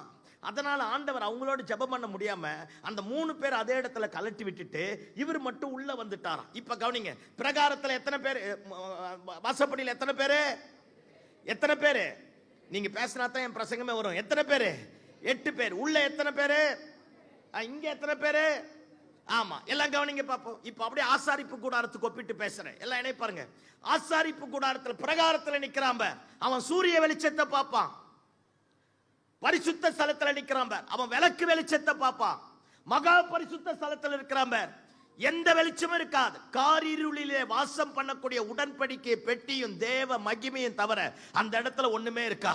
அல்லேலூயா, அல்லேலூயா. ஆமா, இப்ப இது ஒண்ணு. வெளியே இருக்கிறவன் சூரிய வெளிச்சம், உள்ள இருக்கிறவன் விளக்கு வெளிச்சம், இங்க இருக்கிறவன் மகிமை மட்டும் தான் பார்ப்பான். வெளியே இருக்கிறான் பார், அங்க எல்லாருமே வந்து நிப்பான். எல்லாருன்னா எல்லாருமே. புறஜாதியா வந்து நிப்பான், கொலை பண்ணவன் நிப்பான், பலவீனமானவன் நிப்பான், தேவையுள்ளவன் நிப்பான். சகல ஜனங்கள் அந்த இடத்துல நிப்பான். தேவையுள்ள அத்தனை பேரும் பிரகாரத்துல நிப்பான். இந்த பரிசுத்த ஸ்தலத்துல கூலிக்கு மாரடைக்கிறாள். அன்னைக்கு வந்து டேபிளை சுத்தம் பண்ணி சர்ச்செல்லாம் கிளீன் பண்ணி விளக்கெல்லாம் ஏற்றி எண்ணெயெல்லாம் ஊத்தனா அன்னைக்கு என்ன வேலை செஞ்சோமோ அதுக்கு வேண்டிய சாப்பாடு கிடைக்கும், கூலி கிடைக்கும், வாங்கிட்டு போயிடுவான். ஆனா இந்த மகா பரிசுத்த ஸ்தலத்துக்குள்ள ஒருத்த வராம்ப அந்த பிரதான ஆசாரியன் பாருங்க, அவன் உள்ள போக போக அவன் உயிரே அவங்கிட்ட இருக்கா. ஒரு பயத்தோடு கலக்கத்தோடு போவான். உள்ள போய் திரும்ப வருவோமா அப்படின்னு அவனுக்கு தெரியாது. ஒரு மரண பயம் அவனுடைய வாழ்க்கையை அப்படியே கவ்வி பிடிக்க ஆரம்பிக்கும். இப்ப அதே மாதிரி தான் இயேசுவும். அந்த பிரதான ஆசாரியன் உள்ள போகும்போது அங்கி முழுக்க கீழே எல்லாம் சலங்கு சத்தமும் மாதுளம் பழம் இருக்கும். ஒரு பெரிய கயிறை கட்டிட்டு கயிறு வெளியே இருக்கும். அந்த பிரதான ஆசாரியன் உள்ள கால் எடுத்து வைக்க சத்தம் கேட்டுட்டே இருக்கும். சத்தம் கேட்டாதான் பிரதான ஆசாரியன் உயிரோடு இருக்கிறான்னு அர்த்தம். சத்தம் இல்லைன்னா பிரதான ஆசாரியன் செத்துட்டான்னு அர்த்தம். இப்ப அந்த சலங்கு சத்தம் கேட்டுட்டே இருக்கும். இப்ப உள்ள வர உள்ள போயிட்டு பிரதான ஆசாரியன் திரும்ப வந்துட்டா தேசத்தின் தலையெழுத்தே மாறிடும், தேசத்தின் சாபமே மாறிடும், தேசத்தின் அக்கிரமமே மாறிடும். ஆனா அவன் செத்து போயிட்டான்னா உள்ள ஒருத்தரும் போக முடியாது. எவன் துணிஞ்சு போனாலும் அவன் செத்துருவான். அவன் அந்த கயிறை கட்டி வெளியே இழுக்க ஆரம்பிப்பான். இப்ப கவனிங்க பார்ப்போம். இயேசுவும் நம்மையும் ராஜாக்களும் ஆசாரியர்களுமாய் மாற்றியிருக்கிறார். நான் ரொம்ப பேசிட்டேனோ, ரொம்ப ரொம்ப ஆழமா போறேன், புரியுதா? எதுக்கா தலைகளை ஆட்டினா தானே? அல்லேலூயா. நம்மையும் அங்க வெளியே நின்றுட்டே வாங்கி சாப்பிட்டு போறதுக்காக கர்த்தர் அழைக்கல. எப்ப பார்த்தாலும் எனக்கு எனக்கு எனக்கு எனக்கு தலைவலி நாளாகணும், குடும்பம், பிள்ளைக்கு. இப்ப நம்ம கிறிஸ்தவங்களாம் பாருங்களேன், கல்யாணம் பண்ணாத முதல் சர்ச்சுக்கு வருவோம். ஆண்டவரே வேலை கிடைக்கணும், வேலை கிடைக்கணும், வேலை கிடைச்சிச்சு. கல்யாணம் ஆகணும், கல்யாணம் ஆயிடுச்சு. குழந்தை பிறக்கணும், குழந்தை பிறந்துச்சு. ஸ்கூலுக்கு கிடைக்கணும், ஸ்கூலுக்கு கிடைச்சிச்சு. காலேஜ் கிடைக்கணும், காலேஜ் கிடைச்சிச்சு. பையனுக்கு பொண்ணு வேணும். இது வரைக்கும் வந்து ஆண்டவருக்கு என்னத்தை செஞ்ச? அங்கேயே நின்றுது. எங்கேயே? ஆமா, இதெல்லாம் தெரியாத மாதிரி என்னைய பாக்குறீங்க. அங்கேயே நின்றுது. எல்லாரும் இல்லை, நான் பொதுவா பேசுறேன். அங்கேயே நின்றுட்டு தான் தேவை எனக்கு எனக்கு எனக்கு என் புருஷன், என் மனைவி, என் பிள்ளைங்க, என் குடும்பம். ஆண்டவருக்கு என்ன செஞ்சோம்? அது ஒரு கூட்டமாச்சா? இங்கே நடுவில் ஒரு கூட்டம் இருக்குது பாரு. நீங்கள் யாரும் தப்பாக நினச்சிக்காதீங்க, நான் பரிசுத்த ஸ்தலத்தை பேசுகிறேன். நடுவில் ஒரு கூட்டம் இருக்குது பாரு. ஏன் என் பேரை போடல? ஏன் என்னை கூப்பிட்டு உட்கார வைக்கல? என்னத்தை சொல்ல? புரியுதா? புரியாத மாதிரி என்னை பார்ப்பீங்க பாரு. அல்லேலூயா. அந்த கூலிக்கு மாரடைக்கிற கூட்டம் உள்ளது. அந்த டேபிளை துடைக்க, அப்பத்தை அடிக்க வைக்க, விளக்கை எரிய வைக்க, ஒளிவ எண்ணெய் விளக்கில் ஊற்ற, பாருங்க இந்த மாதிரி எல்லாத்தையும் அதை இப்படி பண்ண, அதை பண்ண. அன்னைக்கு கூலிக்கு அடிச்சுட்டு போயிடுது. அந்த கூலிக்கு வேற சண்டை. ஏன் என் பேரை வாசிக்கல? ஏன் என் பேரை சொல்லலை? ஏன் என்னை கூப்பிட்டு முன்னாடி நிறுத்தலை? ஏன் எனக்கு ஒரு பாட்டு பாட கொடுக்கல? சண்டை. செஞ்சுமை இத்தனை காரியம். 4 பேர் வந்து ஆசீர்வதிக்கப்பட்டாங்களா, அவங்க நல்லா இருக்கட்டும், அவங்களுக்காக ஜெபம் பண்ணணும்னு அப்படி கிடையாது. கூலிக்கு மாரடிக்கிற கூட்டம். இந்த ஒரு ஆள் உள்ள போறா இருப்பார், பிரதான ஆசாரியன். அவர் மட்டும்தான் 12 கோத்திரத்தை பேரை மார்பில் சுமந்துட்டு பயத்தோடு கலக்கத்தோடு உள்ள போக ஆரம்பிப்பார். எல்லாம் இன்னைக்கு கைத்தட்டி பாட்டு பாடுறோம். ஆண்டவரே எங்களை ராஜாக்களும் ஆசாரியர்களுமாய் மாற்றினீர். ராஜாக்களும் ஆசாரியர்களுமாய் மாற்றினார். ஆனா மாற்றின இடத்துல நாம இருக்கிறோமா? அல்லேலூயா. ஆமா. இப்ப நான் பிரசங்கத்துக்கு நேரா வரேன். இப்ப கெத்செமனே தோட்டத்துக்கு வருவோம். இதே மாதிரி தான் ஆசாரிப்பு கூடாரம் எப்படி இருந்ததோ அதே மாதிரி தான் கெத்செமனே தோட்டம். 8 பேர் அங்க உட்கார வச்சுட்டா, 3 பேர் அங்க உட்காந்து தூங்குறான். இப்ப இயேசு மட்டும் உள்ள போறார். உள்ள போய் கத்துறார். இது வரைக்கும் கெத்செமனே தோட்டம் வந்து ஆண்டவருடைய ஜெப அறை. அந்த வசனம் சொல்லும், அவர் தன் வழக்கத்தின்படியே அந்த இடத்துல போனார்னு இருக்கும். அந்த இடத்துல போய் ஜெபம் பண்ணி தான் குருடன் கண்டான். அந்த இடத்துல போய் ஜெபம் பண்ணி தான் செவிடன் கேட்டான். அந்த இடத்துல ஜெபம் பண்ணி தான் மரித்தவர்கள் உயிரோடு எழுப்பினார். அந்த இடத்துல போய் ஜெபம் பண்ணி தான் 5 அப்பத்தை 2 மீன் 5000 பேருக்கு பங்கிட்டார். அங்க போய் ஜெபம் பண்ணிட்டு தான் இயற்கைக்கு அப்பாற்பட்ட நடந்தது. பிதாவின் சித்தத்தை அங்குதான் தெரிந்து கொண்டார். பிதா முகமுகமாய் பேசக்கூடிய சத்தத்தை அந்த இடத்துல கேட்டார். கெத்செமனே தோட்டம் ஆண்டவருடைய ஒரு ஜெப அறை. எப்பவுமே அந்த இடத்துல இருக்க ஆரம்பித்தார். தேவனோடு பேச ஆரம்பித்தார். உள்ள போனாலே மகிமை வந்திருக்கும். இப்ப அதே கெத்செமனே தோட்டத்துல போறார்.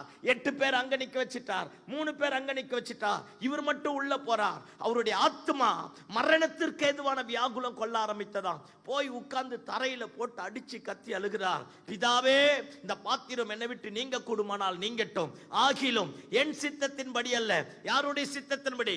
உம்முடைய சித்தத்தின்படி ஆக கடவுது அப்படின்னு அழுகிறார். பாருங்க, அழுது முடிச்சிட்டு வந்து இவங்களை எழுப்புறார். நம்மாலும் தூங்கி எந்திரிச்சு திரும்ப தூங்குறான்.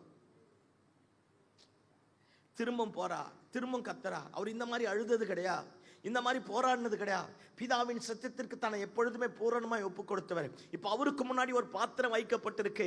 அந்த பாத்திரத்தை அவர் பருகியே ஆகணும். அந்த பாத்திரத்தை எடுத்தே ஆகணும். ரத்த வேர்வை, ரத்த நாளங்கள் எல்லாம் வெடிக்குது. ரத்த வேர்வையா வெளியே வருது. அவரால் ஜீர்ணிக்க முடியல. ஆனா அந்த பாத்திரத்தின் ஊடா கடந்து போயே ஆகணும். ஜெபம் பண்றார். உமக்கு சித்தமானா இந்த பாத்திரம் என்னை விட்டு நீங்க கூடுமானால் நீங்கட்டும், ஆகிலும் என் சித்தத்தின்படி அல்ல. யாருடைய சித்தத்தின்படி? உம்முடைய சித்தத்தின்படி. எல்லாம் என்னை பாருங்க பார்ப்போம். சில நேரத்தில் ஆண்டவருக்காக வைராக்கியமா இருக்கணும்னு நினைச்சா பிரகாரத்தை விட்டு கர்த்தர் கூட்டிட்டு வருவார், பரிசுத்த ஸ்தலத்தை விட்டு மகா பரிசுத்த ஸ்தலத்துக்குள்ள கொண்டு வருவார். நமக்கு முன்னாடி சில பாத்திரத்தை வைப்பார். அந்த பாத்திரத்தை நாம கண்டிப்பா எடுத்து தான் ஆகணும். ஆமென் சொல்லுங்க பார்ப்போம். ஒருவேளை அந்த பாத்திரம் நிறைய நேரத்தில் நினைப்போம், பார்த்தீங்களா, என் புருஷனால தான் இது நடந்தது, என் பிள்ளைகளால தான் நடந்தது, என் ஒய்ஃபால தான் நடந்தது அப்படின்னு நினைப்போம். எல்லாம் என்ன பாருங்க பார்ப்போம். யூதாஸ் காரியத்தை காட்டி கொடுக்க போவதனால இயேசுவுக்கு அந்த பாத்திரம் கொடுக்கப்படவில்லை. பேதுரு மறுதலிப்பதினால இயேசுவுக்கு அந்த பாத்திரம் கொடுக்கப்படல. பிலாத்து கை கழுவதினால இயேசுவுக்கு அந்த பாத்திரம் கொடுக்கப்படல. It's not comes from any human being. அது எந்த மனிதனாலும் இயேசுவுக்கு கொடுக்கப்படல. அது பரத்திலிருந்து தெய்வமே கொடுத்தது. சத்தம் ஆமென் சொல்லுங்க பாப்போம். அல்லேலூயா. இந்த மாலை வேளையில் ஆண்டவருடைய சமூகத்தில் வந்திருக்கிறோம். நமக்கு முன்னாடி கூட சில பாத்திரம் வைக்கப்பட்டிருக்கலாம். பார்த்தாலே பயம், இருதயம் வெடிச்சு போறது போல இருக்கலாம். என்னைக்கு இது மாறும், என்னைக்கு இது மாறும், என்னைக்கு இது மாறும். எல்லாம் என்ன பாருங்க, உனக்கு முன்னாடி எனக்கு முன்னாடி தெய்வம் அனுமதிச்ச அந்த பாத்திரத்தை எடுத்துட்டு நாம போய் உள்ள போயிட்டு திரும்ப வரும்போது மரணத்தை மேற்கொள்ளக்கூடிய பலனை கர்த்தர் தருவார், ஜெயிக்கக்கூடிய பலனை தருவார். சத்தம் ஆமென் சொல்லுங்க பாப்போம். அவங்களை குற்றப்படுத்த, இவங்களை குற்றப்படுத்த, அவங்களை குற்றப்படுத்த நிறுத்திட்டு இது ஆண்டவரே எனக்கு அனுமதிச்சா, இதன் ஊடாக நான் கடந்து போய்த்தான் ஆகணும், இதை நான் எடுத்து தான் ஆகணும் அப்படின்னு அந்த பாத்திரத்தை எடுத்துட்டு வர ஆரம்பிப்போமே, கர்த்தர் பலனையும் தருவதற்கு போதுமான ஆண்டவராக இருக்கிறார்.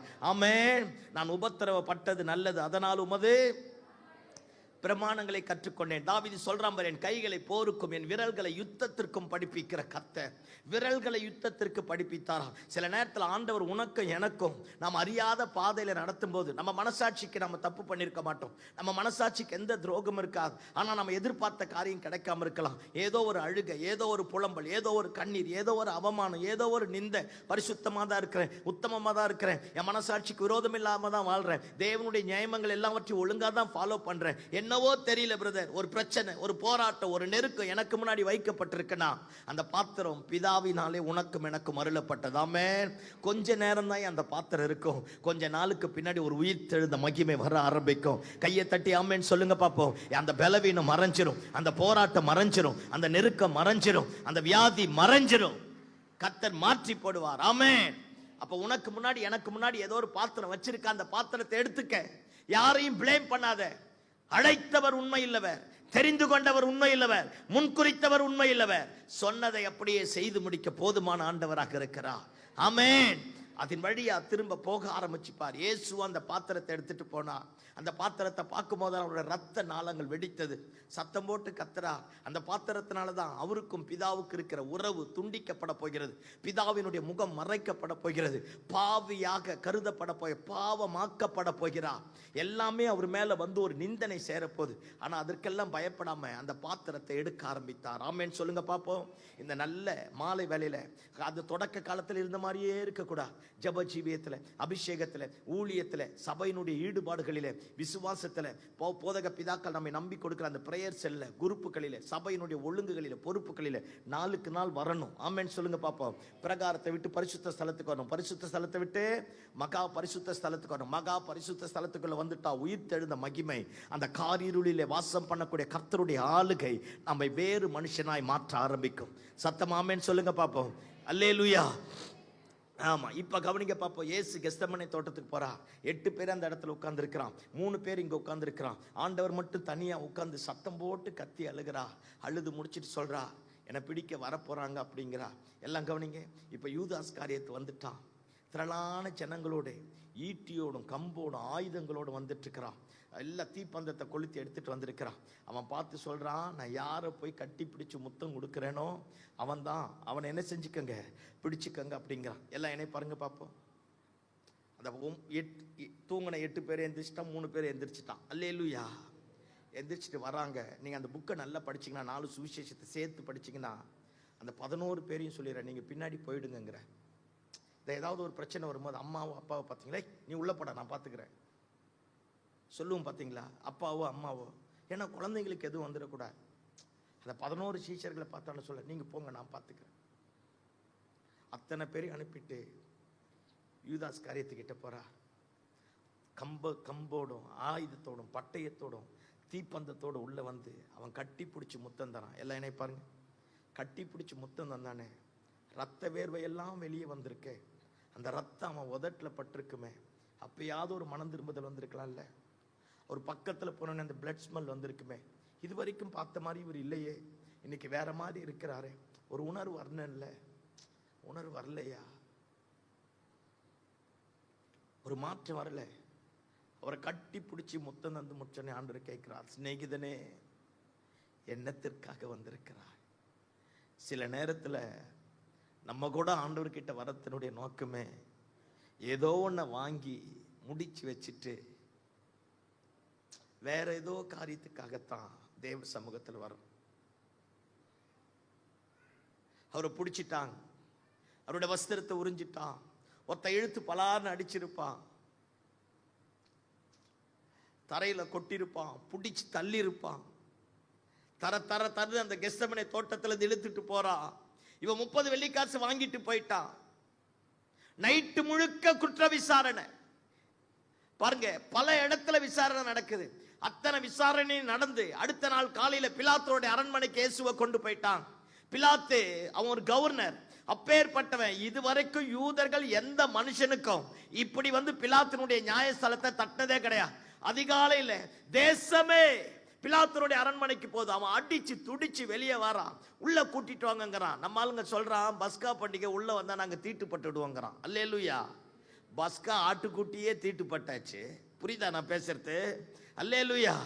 ஆமா, அதனால நாங்க உள்ள வரமாட்டோம், இயேசுவை மட்டும் உள்ள அனுப்புறேன்னு உள்ள அனுப்பிட்டான். இவர் உள்ள போனா தீட்டுப்பட்டுமா? இயேசு உள்ள போனா என்ன படாதான்? சொல்லுங்க. அரண்மனைக்குள்ள உள்ள போனா அடுத்தது பஸ்காவை புசிக்க போறான், தீட்டாயிடுமா? பஸ்கா ஆட்டுக்குட்டியை உள்ள அனுப்பிட்டு பஸ்காவை புசிக்க போறவன் வெளியே நிக்கிறான். நான் பேசுறது உங்களுக்கு புரியுதா புரியலையான்னு எனக்கும் தெரியல. அல்லேலூயா. எதுக்காவது தலையகளை ஆட்டினா தானே தெரியும். இயேசுவின் ரத்தம் ஜெயம். அல்லேலூயா. யாரு பெத்த மகராசனோ எத்தனை நாள் செத்து பொழைச்சிக்கிறாரோ, நமக்கு 3 நாளுக்கே முக்குது. அல்லேலூயா. பாவம், அவங்களுக்கு கிருபையை தான் கர்த்தர் தரணும்.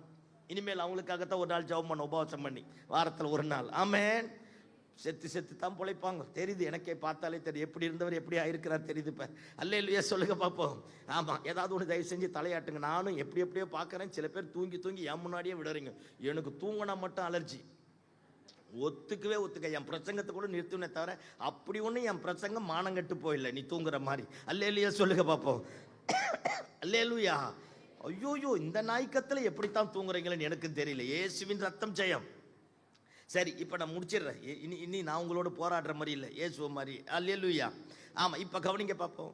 எல்லாம் என்ன பேச வந்தனே மறந்துட்டேன். தூங்கின ஆளு தான் முன்னாடி வருது. சோத்திரம் ஆண்டவரே. அல்லேலூயா. ஆமா, இப்ப கவனிங்க பார்ப்போம். இயேசுவை உள்ள அனுப்பிட்டு இவங்க எல்லாம் வெளியே நிக்கிறான். பிலாத்து இயேசுவுக்காக வந்து நிக்கிறான். இதுவரைக்கும் யூதர்கள் அத்தனை பேர் இயேசுவுக்காக இப்படி வந்தது கிடையாது. அவன் கேட்கிறான், நீ யாரு, என்ன பண்ற? அவன் சொல்றான், உனக்கு தெரியுமா நான் உனக்கு மரண தண்டனை கொடுப்பேங்கிறான். ஏசு அவன் முன்னாடி தில்லா பேசுறாரு பாரு. சிங்கம் சிங்கிளா தான் வரும், பன்னிங்கத்தான் குட்டியா வரும். அல்லேலூயா சொல்லுங்க பார்ப்போம். ஆண்டவர் பிலாத்து பார்த்து சொல்றாரு, பரத்திலிருந்து ஒருவனுக்கு கொடுக்கப்பட்டால் ஒழிய நீ யார் ஏன் தீர்ப்பு எழுதுறது? கையை தட்டி ஆமேன்னு சொல்லுங்க பார்ப்போம். ஆண்டவர் பிலாத்து இத்தனை பேரு மொத்த யூதனை வெளியே நிக்கிறான். இவன் தான் இப்ப தீர்ப்பு எழுதுறவன். அத்தனை பேரும் கத்துறான், அவனை சிலுவையில் அறையணும், அவனை கொல்லணும் அறையிறான். ஆனா ஆண்டவர் போய் சிங்கிளா உள்ள நின்னுட்டு பிலாத்துக்கே எழுதினார் பேர். ஆமென். பரத்திலிருந்து உனக்கு கொடுக்கப்பட்டதா? நீ நினைக்கிற மாதிரி நீ வந்து உட்கார்ந்துட்டல. என்ன நியாயம் தீர்க்கணும்னு பரலோகம் உன்னை இங்க உட்கார வச்சிருக்கு. நான் உன் முன்னாடி வரல, பரலோகத்தினுடைய சித்தத்தை நிறைவேற்றுவதற்காக நீ முன்னாடி வந்து நிக்கிற. கையை தட்டி ஆமென்னு சொல்லுங்க பாப்போம். அல்லேலூயா. ஆமா, பிலாத்து அரண்டு போயிட்டான். விசாரிச்சுட்டு ஒரு குற்றமும் இல்லைன்னு நேரா போய் சொல்றான். அவர்கிட்ட நான் எந்த குற்றத்தையும் பார்க்கல, நாங்க பார்த்தோம் அப்படிங்கிறான் அவன். அல்லேலூயா. ஆமா, எப்படியோ போட்டு தள்ளி ஆண்டவர் மேல பழிய போட்டுட்டு அடிச்சு, வாரினால் அடிச்சு, முற்றிடத்தை வச்சு என்னென்னமோ பண்ணி அடியெல்லாம் அடிச்சு உடம்பெல்லாம் செதஞ்சு சின்ன பின்னமா மாறி இயேசுவை கொண்டு வந்து முன்னாடி நிறுத்தி, இப்பயாவது இந்த ஜனங்க மனமாறும் அப்படின்னு நினைச்சு சொல்றான், இதோ பாரு உங்க ராஜா அப்படிங்கிறான். அத்தனை அடியை வாங்கி உடம்பெல்லாம் கிழிஞ்சு சின்ன பின்னமாய் தலையில முற்றிடம் வைக்கப்பட்டு மூச்சு விட தண்ணி குடிக்க வழி இல்லாம செதஞ்சு போன நேரத்திலையும் இயேசுவை பார்த்து மொத்த பேர் சொல்றான், அவனை சிலுவையில் அறையும். சிலுவையில் அறையத்துக்கு பிலாத்து ஒப்பு கொடுத்துட்டு கையை கழுவிட்டு இயேசுவை அனுப்புனாம்ப. அப்பத்தான் யூதாசுக்கு தெரியுது, ஐயோ அவரை சிலுவையில் அறைய ஒப்பு கொடுத்துட்டாங்க. யூதாஸ் நினைச்சானா, ஒரு ஆத்தர் இப்படி எழுதுறார், இப்ப காட்டி கொடுத்துருவோம், அவர் தான் செத்து போனவன உயிரோடு எழுப்பினார்ல, ராஜாவை ஆக்கும் போது மறைஞ்சு போயிட்டார்ல, அதனால அவரை ஒருத்தனும் ஒண்ணும் பண்ண முடியாது, இப்ப காட்டி கொடுத்துருவோம், 30 வெள்ளிக்காசை வாங்கிடுவோம், பிரச்சனை ரோமர்களுக்கு யூதர்களுக்கு பெருசா வரும்போது தலைவர் ஜெயிச்சிருவார், ஜெயிச்ச உடனே போய் சேர்ந்துடலாம். ஐயோ புரியுதா புரியலையா? இப்ப பண்ணிடலாம், முடிச்சோடனே போய் என்ன செஞ்சிடலாம், சேர்ந்துடலாம் அப்படின்னு நினைச்சிட்டு காட்டி கொடுத்துட்டான். இயேசுவை சிலுவையில் அறை ஒப்பு கொடுத்துட்டாங்க. வாரினால் அடிக்கப்பட்டு முன்னாடி வந்து நின்ன உடனே தான் யூதாசுக்கு மனசு அப்பதான் உணர்வு வருது. கர்த்தர், ஐயோ குற்றமில்லாத ரத்தத்தை நான் காட்டி கொடுத்துட்டேனே. அந்த 30 வெள்ளிக்காசை வச்சிக்க முடியல, 30 வெள்ளிக்காசை தூக்கிட்டு வேகமா தேவாலயத்துக்கு ஓடுறான். எந்த இடத்துல பேசுறானோ அதே இடத்துல அவங்க இருக்கிறான். அவன் சொல்றான், ஐயோ நான் குற்றம் இல்லாத 30 வெள்ளிக்காசை காட்டி கொடுத்துட்டேன், இந்த காசு எனக்கு வேண்டாம், இதை நீங்களே வச்சுக்கங்க அப்படிங்கிறான். ஆசாரியன் எல்லாம் கூலா சொல்றான், நீயாச்சு உன் பாடாச்சு போன்ட்டான். எல்லாம் என்னைய பாருங்க பார்ப்போம். நிறைய நேரத்துல நம்மளை பாவத்துல விழ வைக்கிறான் பத்தியா, சிலர் நம்மளை தப்பான வழியில போறான் பத்தியா, நமக்கு சாராயத்தை வாங்கி கொடுத்து குடிக்க வைக்கிறான் பத்தியா, தேவனுடைய சித்தத்தை நிறைவேற்றாதபடி நம்மளை வழி நடத்தக்கூடிய கூட்டம் இருக்கு பத்தியா. ஐயா இன்னைக்கு நான் செஞ்சுட்டு நாளைக்கு வந்து சேர்ந்துடலாம், நாளைக்கு சேர முடியாதுயா. இன்னைக்கு இதை பண்ணிட்டு நாளைக்கு ஆண்டவரோட ஐக்கியமாக முடியாது. யூதாஸ் அப்படித்தான் நினைச்சான். ஆனா இப்பதான் தெரியுது, அவரை சிலுவையில் அறை ஒப்பு கொடுத்துட்டாங்க. அப்பதான் சொல்றான், ஐயோ 3.5 வருஷம் கூட இருந்தேன், இத்தனை பிரசங்கத்தை கேட்டேன், குற்றமில்லாத ரத்தத்தை நான் காட்டி கொடுத்துட்டேன். எவன் இவன் தப்பு செய்வதற்கு மூல காரணமா இருந்தானோ அவன் இவனை கலட்டி விட்டுட்டான். 30 வெள்ளிக்காசு இவனும் வச்சுக்க முடியல, அங்கேயும் கொடுக்க முடியல. அந்த காசை தூக்கி எரிஞ்சிட்டான். எரிஞ்சிட்டு ஓடுறான். மனசாட்சி குத்த நான்று கொண்டு செத்து போனானா. எல்லாம் கவனிங்க பாப்பா. இந்த மாலை வேளையில சில நேரத்துல அம்னோன் இருக்கிறான் பாருங்க, தாவீதோட மூத்த பையன் அம்னோன் தாமாரை லவ் பண்ண ஆரம்பிச்சுட்டானா. அல்லேலூயா சொல்லுங்க பாப்போம். லவ் பண்ணிட்டோன்னு யோனாதாப்னு அவனுக்கு ஒரு ஃப்ரெண்டு ஒருத்தர் இருந்தான். யோனாதாப் அவனுக்கு ஒரு ஃப்ரெண்டு இருக்க ஆரம்பித்தான். அவன் சொல்றான், ஏன்டா இப்படி துக்கமுகமா இருக்கிற அப்படிங்கிறான். அவன் சொல்றான், நான் தாமாரை ரொம்ப நேசிக்கிறேங்கிறான். இவன் ஐடியா கொடுக்குறான், நீ பெட்ரூம்ல படுத்துக்க, நான் உங்க அப்பா கிட்ட சொல்றேன், உங்க அப்பா உன்னை வந்து பாப்பாரு, பார்த்தா என்னன்னு கேட்டா தாமாரு கையிலேயே அப்பம் சுட்டு கொடுத்தா தான் எனக்கு ஜுரம் நல்லா ஆகுங்கிறான். ஆமென். சொல்லி கொடுத்தவன் ஒரு லூசு, கேட்டவன் ஒரு லூசு, இதுக்கு சாங்ஷன் பண்ணாம அவன் ஒரு, புரியுதா நான் பேசுறது? தாவீது வந்து பார்த்துட்டு சொல்றான், அப்படியா தாமாரை கூப்பிட்டு, தாமாரு இங்க வா, போய் சாப்பாடு எல்லாத்தையும் செஞ்சு கொடு அப்படிங்கிறான். அவன் சாப்பாடு எல்லாத்தையும் செஞ்சு கொடுக்க உள்ள போய் பெட்ரூம்ல கொண்டு வந்து கொடுங்கிறான். பெட்ரூம்ல கொண்டு போய் அவளை கெடுத்து குட்டிச்சவரா மாத்தி, அவளை சின்ன பின்னமா மாத்தி, கதவை திறந்து அவளை பிடிச்சி வெளியே தள்ளிட்டு கதவை சாத்திட்டு அவ சொல்றா, நீ முன்னாடி செஞ்சதை விட பின்னாடி செஞ்சது ரொம்ப அநியாயமா இருக்கு, இது வேணாயா, நம்ம குடும்பத்துல இந்த அக்கிரமம் வேணாங்கிறான், நீ உள்ள நிக்காத வெளியே போன்ட்டு அவளை தள்ளிட்டான். அவ அழுதுட்டே போறான். அழுதுட்டே போன உடனே அப்சலோம் கேட்கிறான், என்ன ஆச்சுன்னு கேட்கிறான். அம்னோன் இப்படி பண்ணிட்டான். இதை விட பியூட்டி என்னன்னா, அப்சலோம் சொல்லுவான், இதை நீ மனசுல வச்சுக்காதன்னு. யார? தங்கச்சியை பார்த்து சொல்லுவான், நீ மனசுல வச்சுக்காத, மனசுல வச்சுக்காதன்னு அப்சலோம் சொல்லிட்டு அப்சலோம் மனசுல வச்சுக்கினான். இவனை எப்படியாச்சும் என்ன செஞ்சிடணும், கொன்னு போட்டுடணும் அப்படின்ட்டான். இப்ப கவனிங்க பார்ப்போம். 2 வருஷம் முடிஞ்சது. ராஜ்யகுமாரர்களுக்கு விருந்து தருவதற்காக அப்சலோம் மாடி மேல ரெடி பண்ணிட்டான். எல்லாருக்கிட்டையும் சொல்லிட்டான், எல்லாரும் வந்தோடனே அம்னோனை மட்டும் வெட்டி போட்டுருங்க. ஒரு பெரிய கொலை கலவரமே நடந்து அம்னோனை கொன்னு போட்டுட்டான். தாவீது நினைச்சான் ராஜ்யகுமாரர்கள் அத்தனை பேரும் செத்து போயிட்டாங்க. அதே தாவீதுக்கு அம்னோனோட பெஸ்ட் ஃப்ரெண்டு ஜோனாதாப் தாவீது கிட்ட வந்து சொல்றான், அத்தனை பேரும் சாகல, அம்னோன் மட்டும்தான் செத்தான். ஒன்னு தெரிஞ்சுக்க, தேவ சித்தத்தை விட்டு நம்மளை பாதை மாற பண்றாம்ப, தேவனை ஆராதிக்க கூடாதபடி நம்மளை கெடுக்கிறாம்ப, பாவத்துல விழுவதற்கு நமக்கு வாசலை திறக்கிறாம்ப, 30 வெள்ளிக்காசை கொடுத்து காட்டி கொடுப்பதற்காக நயவசனிப்பா சில நம்மளை பேசுறாம்ப, சபையில கலவரத்தையும் கலகத்தையும் உண்டாக்குவதற்கு நம்மளை தூண்டுறாம்ப. நம்ம மாட்டிப்போம், நம்ம தப்பு செஞ்சிருவோம், உணர்ச்சி வசப்பட்டுடுவோம். அவன் பக்கபலமா இருக்கிற மாதிரியே பேசுவான், கூட இருக்கிற மாதிரியே செஞ்சிருவான். ஐயா செஞ்சு முடிச்சிட்டா அவன் போயிடுவாயா, நம்ம மாட்டிப்பையா. யூதாஸ் நல்லவையா. 3.5 வருஷத்துல எங்கேயாச்சும் ஒரு நாள் இயேசு நீ 10 ரூபாய் திருடிட்டேன்னு சொன்னாரா? இல்ல. யூதர்களை காப்பாற்ற நினைச்சா நல்லவன். ஆகாத சம்பாஷணை நல்லொழுக்கத்தை கெடுக்கும். எல்லாம் கவனி. தரிசனம் இழந்தவனோடு சேர்ந்த வாழ்க்கை சின்ன பின்னமா மாறிடும். ஜபாவி இல்லாதவனோடு சேர்ந்த, துதியினாவி இல்லாதவனோடு சேர்ந்த, பரிசுத்தம் இல்லாதவனோடு சேர்ந்த கஷ்டம். விசுவாசிக்கு ஒரு நல்ல எதிரி யார் தெரியுமா? இன்னொரு விசுவாசி தான். ஒரு ஊழியக்காரனுக்கு நல்ல எதிரி யார் தெரியுமா? இன்னொரு ஊழியக்காரன் தான். ஒரு ஜெபிக்கிறவனுக்கு நல்ல எதிரி யார் தெரியுமா? இன்னொரு ஜெபிக்கிறவன் தான். ஒரு அபிஷேகம் பண்ணப்பட்டவனுக்கு நல்ல எதிரி யார் தெரியுமா? இன்னொரு அபிஷேகம் பண்ணப்பட்டவன் தான். எல்லாம் என்ன பாருங்க பாப்போம். நான் நல்ல ஜெபம் பண்றேன்னு வச்சுக்கோங்களேன், எனக்கு எதிரியா வரத்து ஜெபம் பண்ணவன் தான். இப்போ நான் நல்ல ஜெபம் பண்ணி ஆண்டவரோடு நெருங்கி சேரும் போது நல்ல ஜெபம் பண்ண வந்து என்கிட்ட சொல்லுவான், தம்பி நானும் உன்ன மாதிரி நிறைய ஜெபம் பண்ணிட்டேன், ஒன்றும் நடக்கலன்னுவான். ஏன்னா அவன் கெட்டு குட்டிச்சவர் ஆயிட்டான்ல. அல்லேலூயா சொல்லுங்க பாப்போம். இப்போ அவன் வந்து என் ஜெபாவியை கெடுத்துருவான். தரிசனத்தை, ஒரு காலத்துல தரிசனத்துல நடந்து தரிசனத்தை இழந்து போனவன் தரிசனத்தை பெற்றவர்களுக்கு எதிரியா மாறிடுவான். அபிஷேகத்தை இழந்தவன் அபிஷேகம் பெற்றவர்களுக்கு எதிரியா மாறிடுவான். லூசிபர் அபிஷேகம் பண்ணப்பட்ட கேரு, ஆராதிப்பதற்காக நிர்ணயிக்கப்பட்டவன், இன்னைக்கு அபிஷேகம் பண்ணப்பட்ட அத்தனை பேருக்கு அவன் எதிரியா இருக்கிறான். இந்த நல்ல மாலை வேளையில தரிசனத்தை இழந்தவனோடு சேராத, ஜபாவி இழந்தவனோடு சேராத, பரிசுத்தம் இல்லாதவனோடு சேராத.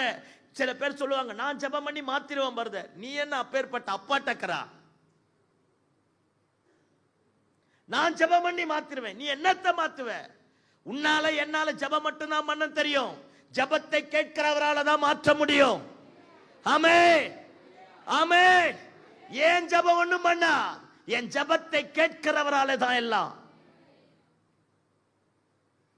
இயேசுவின் நாமத்துல கையெடுத்து கெஞ்சி கேட்கிறேன், தரிசனம் இல்லாதவனோடு சேராத. தங்கச்சி, தம்பி, தப்பான ஆட்களோடு சேராத. உன்னை சேர்த்து விட்டுடுவான். கடைசியா நீ எல்லாத்தையும் இழந்துட்டு நிற்கும் போது உன் பக்கத்துல யாருமே நிக்க முடியாது. யூதாஸ் காரியத்துக்கு கர்த்தர், ஐயோ குற்றமில்லாத இரத்தத்தை காட்டி கொடுத்தேனே. மனசு எப்படி வலிச்சிருக்கும், எங்க ஓடி இருப்பான். அவனை நடத்தினவன் யார் தெரியுமா? ஆசாரியர்கள். எல்லாம் என்னைய பாருங்க பாப்போம். இயேசுவினுடைய ஸ்தானத்தில் நிற்பதற்காகத்தான் கர்த்தர் யூதாஸ் காரியத்தை தெரிந்து கொண்டார். தாம் மரித்து உயிர்த்தெழுந்து அடக்கம் பண்ணப்பட்டு போன உடனே அந்த ஊழியத்தை யூதாஸ் காரியத்துக்கிட்ட கொடுக்க தான் வந்தா. ஏற்கனவே ஊழியம் பண்ணி, தப்பு பண்ணி, திருடி, அபிஷேகத்தை இழந்து போய் துர்க்கிரியை செஞ்ச அண்ணா காய்பாவோட தரிசனம் பெற்ற யூதாஸ் காரியத்தை போய் சேர்ந்தாம்ப. அவங்க கிட்ட இருந்த அந்த ஆவி யூதாஸ் காரியத்துக்கிட்ட வந்துடுச்சு. இயேசு கிட்ட இருந்த அந்த நல்ல ஆவி விலகி போயிடுச்சு. எல்லாம் கவனி. பிசாசு வரும்பொழுது அமைதியா வருவான், போகும்போது அழகழிச்சிட்டு போவான். பரிசுத்தாவினர் வரும்போது ஆர்ப்பரிப்போடு வருவா. நீ நான் அவரை காயப்படுத்திட்டா சத்தம் இல்லாம விலகிடுவார். இன்னைக்கு நிறைய நேரத்துல தரிசனத்தை இழந்த ஆளுதான் அவனோடு நாம கை கோர்த்தபடினாலே இன்னைக்கு அந்த பக்கமும் போக முடியாம, இந்த பக்கமும் போட முடியாம, இயேசு பக்கமும் போக முடியாம நடுத்தருவில் நிக்கிறோம். நானா நிறைய முறை யூதாஸ் காரியத்தை படிச்சு எழுதிருக்கிறேன். எவ்வளோ தரிசனம் உள்ளவன், எவ்வளோ மேன்மையானவன். ஆண்டவர் கூடவே 3 நாள் இருந்தான், ஆண்டவர் பக்கத்திலேயே படுத்தான், ஆண்டவர் விட்ட எல்லா வேலையும் ஒரே ஒரு எல்லளவு கூட தடை மாறாமல் செஞ்சான். அத்தனை பணத்துல கணக்கு வழக்கு வச்சிருந்தான். கடைசி நேரத்துல 30 வெள்ளிக்காசு அவனுக்கு ஒன்றும் பெருசு இல்லையா. 3 வருஷம் கூட இருந்தோம். தெய்வத்தை புரியல பாரு, தேவ நோக்கத்தை புரியல பாரு, உணர்வில்ல பார். உணர்ந்து தேவன் பட்சமாய் திரும்பக்கூடிய இருதயம் இல்ல பார். தான் மனசுல என்ன நினைச்சானோ அதையே கடைசி வரைக்கும் வச்சிருந்தான். உணர்வடையாத இருதயம். எல்லாம் கவனிக்க பார்ப்போம். உணர்ச்சி வசப்பட்டா புதர் எரியிற மாதிரி லப லப லபன்னு கை தட்டுவோம், ஓன்னு அழுவோம், குதிப்போம். அது புதர் எரிஞ்சிட்டு கொஞ்ச நேரம் கழிச்சு காத்து வீசினா சாம்பல் இருக்கிற இடம் கூட தெரியாம போயிடும். ஆனா புதர் எரியும் போது வான அளவுல எழும்போம். ஆனா விறகு எரியுது பாருங்க, அந்த விறகு எரிஞ்சிடுச்சுன்னா மேல பச்சை விறகு போட்டாலும் அப்படியே எரிஞ்சிட்டே இருக்கும். காத்து வீச பறந்து போகாது, அனல் இன்னும் கூடும். நான் பேசுறது உங்களுக்கு புரியுதா? அல்லேலூயா சொல்லுங்க பாப்போம். உணர்ச்சி வசப்பட்டா புதர் எரியிற மாதிரி, உணர்வடைந்தா அக்கினி எரியிற மாதிரி. கையை தட்டி ஆமென் சொல்லுங்க பாப்போம். ஆமா, உணர்ச்சி வசப்படாத தேவ சமூகத்துல உணர்வடை. லப லப லப லபன்னு கை தட்டி சொல்லாத. மோசேக்கு ஒரு கூடாரம், எலியாவுக்கு ஒரு கூடாரம், அவனுக்கு ஒரு கூடாரம். முதல் இயேசுவப்பா. உணர்ச்சி வசப்பட்டாலே புதர் எறிகிற மாதிரி தான். இந்த இடத்த விட்டு எந்திரிச்சு இப்படி போகும்போது தொடச்சிட்டு போறோம்ல, அதே மாதிரி போயிடுவோம். ஆனா உணர்வடைந்தா அப்படி இருதயம் ஏதோ ஒன்று வாதிக்கும், அந்த சத்தம் கேட்டுட்டே இருக்கும். போய் வீட்டுக்குள்ள போய் கதவை சாத்திட்டு உட்காருவோம். தப்பு பண்ணிட்டு ஆண்டவரே என்னை மன்னிச்சிருங்க ஆண்டவரே, என்னை சேர்த்துக்குங்க ஆண்டவரே, இழந்து போன கிருபையை தாங்க, அபிஷேகத்தை தாங்க, வல்லமையை தாங்க, வரங்களை தாங்கன்னு அது உள்ளுக்குள்ள அப்படியே பற்றி எரிய ஆரம்பிக்கும். பற்றி எரிய ஆரம்பிக்கும். அக்கினி எரிய எரிய அசுத்தங்கள் எல்லாம் களையப்பட ஆரம்பிக்கும். தேவ மகிமை, தேவ வல்லமை, ஜபாவி, அபிஷேகம், தரிசனம் எல்லாமே மகிமைக்குரியதாய் மாற ஆரம்பிக்கும். சத்தமாமேன்னு சொல்லுங்க பாப்போம். இயேசுவின் நாமத்தினால யூதாஸ் காரியத்தை போல உணர்ச்சியற்றவர்களாய் இருக்க வேண்டாம், உணர்வடையாம இருக்க வேண்டாம். பாருங்க, அந்த விதையை விதைக்கிற இடத்தை பார்த்து சொல்றார், நல்ல உணர்வுள்ள இருதயம் தான் 100 மடங்கு பலனை தருமா. இந்த நல்ல மாலை வேளையில எந்த தப்பெல்லாம் ஆண்டவர் எச்சரிக்கிறாரோ விட்டுட்டு வெளியே வந்துரு. ஜபாவி இல்லாதனோடு சேராத, விசுவாசம் இல்லாதனோடு சேராத, முறுமுறுக்கனோடு சேராத, தப்பான காரியம் பேசுறனோடு சேராத, தரிசனம் இல்லாதனோடு சேராத, அபிஷேகம் இல்லாதனோடு சேராத. உன்னை கெடுத்துருவான், என்னை கெடுத்துருவான், அவன் போயிடுவான், நாம மாட்டிப்போம். 30 வெள்ளிக்காசு உடந்தையா இருந்தவன் அண்ணா காய்பா. அதே அண்ணா காய்பா ஆசாரியர் சொல்றான், நீ ஆச்சு ஊம் பாடாச்சுட்டான். யூதாஸ் காரியத்தை மாட்டிட்டான், இழந்துட்டானே, தற்கொலை பண்ணிட்டு செத்துட்டானே. ஹிந்துவோ முஸ்லீமோ கிறிஸ்டினோ நாத்திகனோ துரோகம் பண்ற எவனையும் பார்த்து யூதாஸ் காரியத்தின் தட சொல்றான். இயேசு கிறிஸ்துனுடைய சீஷனோடு இந்த யூதாஸ் காரியத்தின் இன்னைக்கு எடுத்துக்காட்டு எங்க மாறிட்டான் பாரு.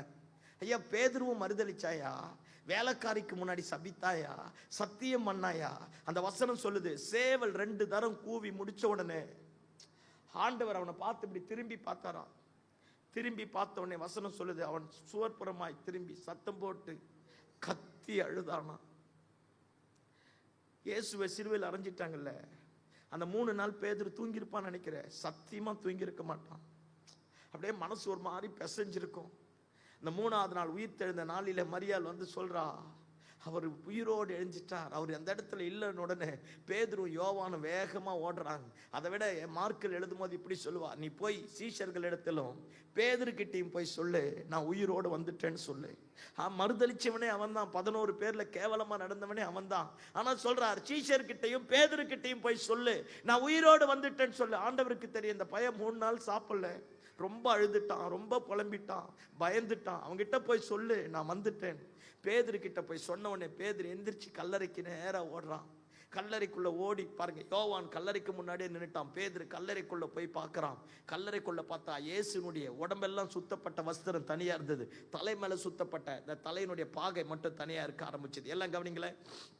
ஒரு யூதன் வீட்டை விட்டு வெளியே போறானா, தான் தலைப்பாகையை கலட்டி பாருங்க, இப்ப இந்த தலைப்பாகை அப்படியே கலட்டி இப்படி வச்சுட்டு போனா, அந்த வாசப்படி பக்கமா இந்த ஃபேஸ் தலைப்பா அப்படியே இருந்ததுன்னா போனவர் சீக்கிரம் வருவார்னு அர்த்தமா. இந்த தலைப்பாகையை கலட்டி இந்த பக்கமா திருப்பி வச்சுட்டு போனா போனவர் எப்போ வராருன்னு தெரியாதான். அதனால இயேசு உடம்புல இருக்கிற ட்ரெஸ் எல்லாம் கலட்டி ஒரு பக்கம் வச்சுட்டு தலையில சுற்றப்பட்ட அந்த வஸ்திரத்தை கலட்டி வாசப்படி பார்த்துட்டு மாதிரியே வச்சுட்டு போனார். என்ன அர்த்தம்?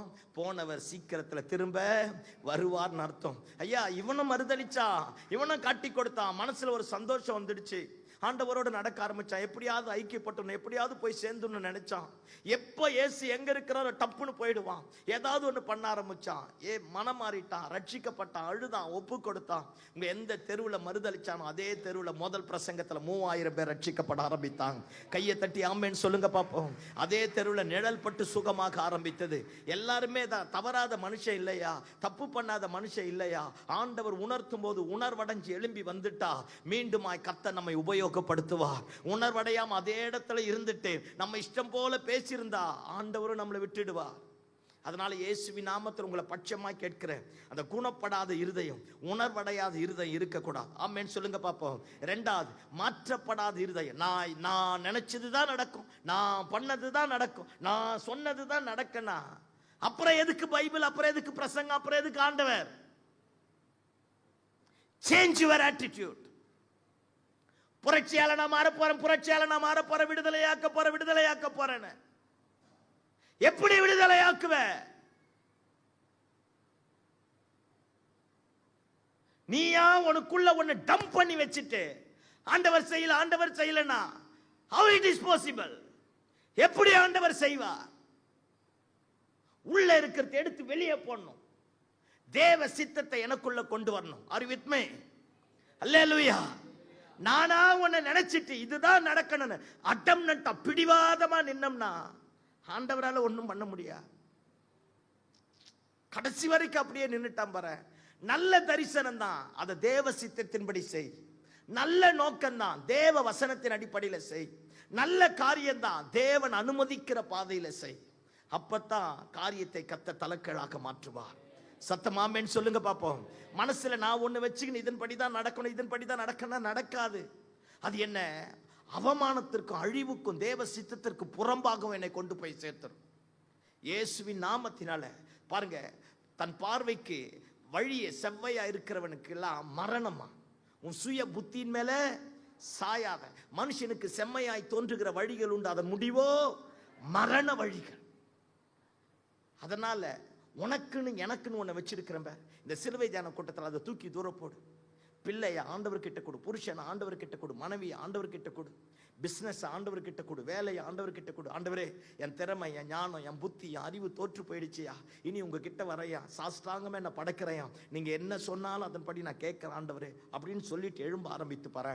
ஒரு புதிய வாசலை கர்த்தர் திறப்பார், தடைகளை கர்த்தர் உடைப்பார், கோணலானவைகளை கர்த்தர் செவ்வையாக்குவார். எந்த இடத்துல தோற்று போனோமோ அதே இடத்துல கர்த்தர் ஜெயிக்க பண்ணுவார். எந்த இடத்துல மறுதளிச்சோமோ அதே இடத்துல கர்த்தர் மகிமை அனுப்புவார். எந்த இடத்துல இயேசுவை சபித்து சத்தியம் பண்ணமோ அதே இடத்துல கர்த்தர் சாட்சியாய் மாற்றுவார். கையை தட்டி ஆமென் சொல்லுங்க பாப்போம். அல்லேலூயா, அல்லேலூயா. பழைய ஜென்ம சுபாவங்கள் வெளியே போகட்டும், மாற்றப்படாத காரியங்கள் வெளியே போகட்டும். உணர்வடைந்து எழும்பு.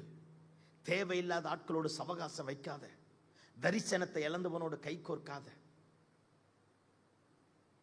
நம்மளா ஒன்று டம்ப் பண்ணி வச்சிருக்கிறோம், அது எல்லாத்தையும் தூக்கி தூர போட்டு உன் சுய புத்தியின் மேல் சாயாமல் உன் வழிகளை கர்த்தருக்கு ஒப்புவித்து கர்த்தர் மேல் நம்பிக்கையாயிரு. அவரே காரியத்தை வாய்க்க பண்ணுவார். அல்லேலூயா. மனசாட்சி தொட்டு கேட்டுப்ப, நம்மளை எத்தனை பேர் பாவத்தில் விழ பண்ணான். இன்னைக்கு அவன் போயிட்டான், நம்ம தான் மாட்டிட்டோம். சிலர் கலவரம் பண்ணி நம்மளை தூண்டி விட்டுருவான். அவன் நல்லவனா மாட்டிப்பான், காமிச்சிருவான், நம்மளை பாதை பண்ணிடுவான். ஏன்னா அவன் ஏற்கனவே அபிஷேகத்தை இழந்து போனவன், தரிசனத்தை இழந்து போனவன், கிருபை இழந்து போனவன், தேவன் கொடுத்த உத்தரவாதத்தை இழந்து போனவன். நீயும் நானும் அதை செய்யக்கூடாதுன்னு அவன் நம்மளை விழுங்க தான் பார்ப்பான். அல்லேலூயா சொல்லுங்க பார்ப்போம். ஆமா, நீயா புலம்பி நானா புலம்பி சாக வேண்டியதுதான். தரிசனத்தை இழந்து பைத்தியமா திரிய வேண்டியதுதான். அதனால இயேசுவின் நாமத்துல கையெடுத்து உங்களை பட்சமா கெஞ்சி கேட்கிறேன். எவன் தப்பான ஆலோசனை சொன்னாலும் இந்த பரிசுத்த வேதாகமத்திற்கு புறம்பா எப்பேற்பட்டவன் வானத்திலிருந்து ஒரு தேவதூதன் வந்து சொன்னாலும் நம்ப கூடாது. கையை தட்டி ஆமென் சொல்லுங்க பாப்போம். கையை தட்டி ஆமென் சொல்லுங்க பாப்போம். அல்லேலூயா. ஆண்டவரே பேசிட்டார்னுமா, பைபிள்ல இருக்கா பாரு. அது ஆராதனையா இருக்கலாம், ஜெபமா இருக்கலாம், பாடலா இருக்கலாம், துதியா இருக்கலாம், பிரசங்கமா இருக்கலாம். இந்த பரிசுத்த வேதாகமத்தின் அடிப்படையில கட்டப்பட்டாதான் எத்தனை புயல் வந்தாலும், சுனாமி வந்தாலும், சூறாவளி வந்தாலும் அந்த கட்டடம் நிற்கும். இந்த கர்த்தருடைய வார்த்தையின் அடிப்படையில் கட்டப்படலனா சாதாரண காற்றுக்கும் மழைக்கும் சரிந்து போயிடும். ஆமென். என் வசனத்தை கேட்டு அதன்படி செய்கிறவன் எவனோ அவனை கண்மலையின் மேல் கட்டப்பட்ட வீட்டுக்கு ஒப்பாக்குவேன். அல்லேலூயா சொல்லுங்க பாப்போம். பைபிளை தயவு செஞ்சு படிங்க. புறம்பான காரியம் வேண்டாம், தேவ சித்தத்திற்கு புறம்பா வேணாம், எல்லாத்தையும் தூக்கி தூர போட்டுருங்க. நான் என்ன சொல்றேன்னா, பிரகாரத்தில் உட்கார்ந்து இருந்தவனை கூட கர்த்தர் பயன்படுத்திட்டாரியா, தூங்கினவனை கூட கர்த்தர் மாத்திட்டாரியா.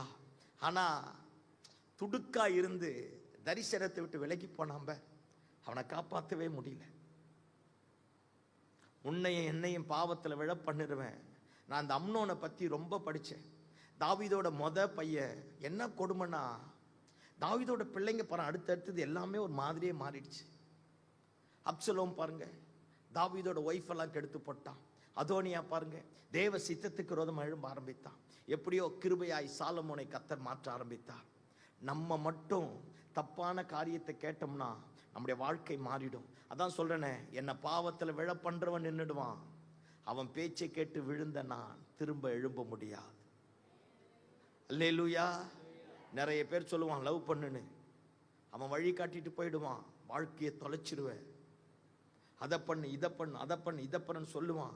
சொல்லும் போது நல்லா இருக்கும், தேவ தூதனை போல இருக்கும், ஏதேன் தோட்டம் போல இருக்கும், கர்த்தர் பேசினது போல இருக்கும், தேவ சித்தம் போல இருக்கும். ஆனா ஒரு நேரம் வரும்பொழுது பரிதபிக்கப்படத்தக்க விதத்துல அனாதை போல நிற்போம்.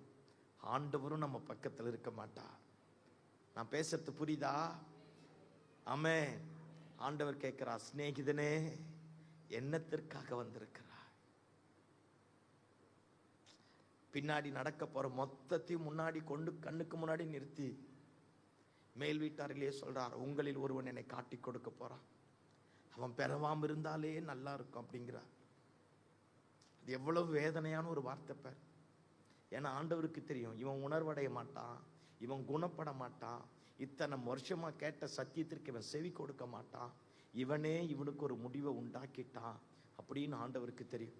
இந்த சிலுவதியான கூட்டத்தில், இந்த பரிசுத்த வாரத்தில், ஆண்டவருடைய சமூகத்தில் வந்திருக்கிற உனக்கும் எனக்கும் தான், எனக்கும் அதுதான், எனக்கு இந்த வார்த்தை தான். அதனால ஒருபோதும் இயேசுவின் நாமத்தினால கடமைக்காக வராதீங்க. உங்களை கையெடுத்து கெஞ்சி கேட்கிறேன். சத்தியம் எப்பெல்லாம் இருதயத்தின் கதவை தட்டுகிறதோ அப்பொழுதெல்லாம் திறக்கும் பொழுது ஒரு மகிமை நமக்காக காத்திருக்க. ஆமே. உணர்ச்சி வசப்படாமல் உணர்வடைவோம். நமக்குன்னு சுய புத்தி மேல சாஞ்சு நமக்கு செம்மையாய் தோன்றின சில வழிகள் இருந்தது பார், அது எல்லாத்தையும் தூக்கி தூரம் போட்டுட்டு இன்னைக்கு ஆண்டவரை பார்த்து கேட்போம். தப்பு பண்ணிட்டு ஆண்டவரே என் கூட வாங்க ஆண்டவரேன்னு கேட்போம். கர்த்தர் நம்முடைய வாழ்க்கையை மாற்றுவா. நம்முடைய ஆண்டவரை போல மன்னிப்பதிலே தயை பெருத்தவர் யாரும் கிடையாது.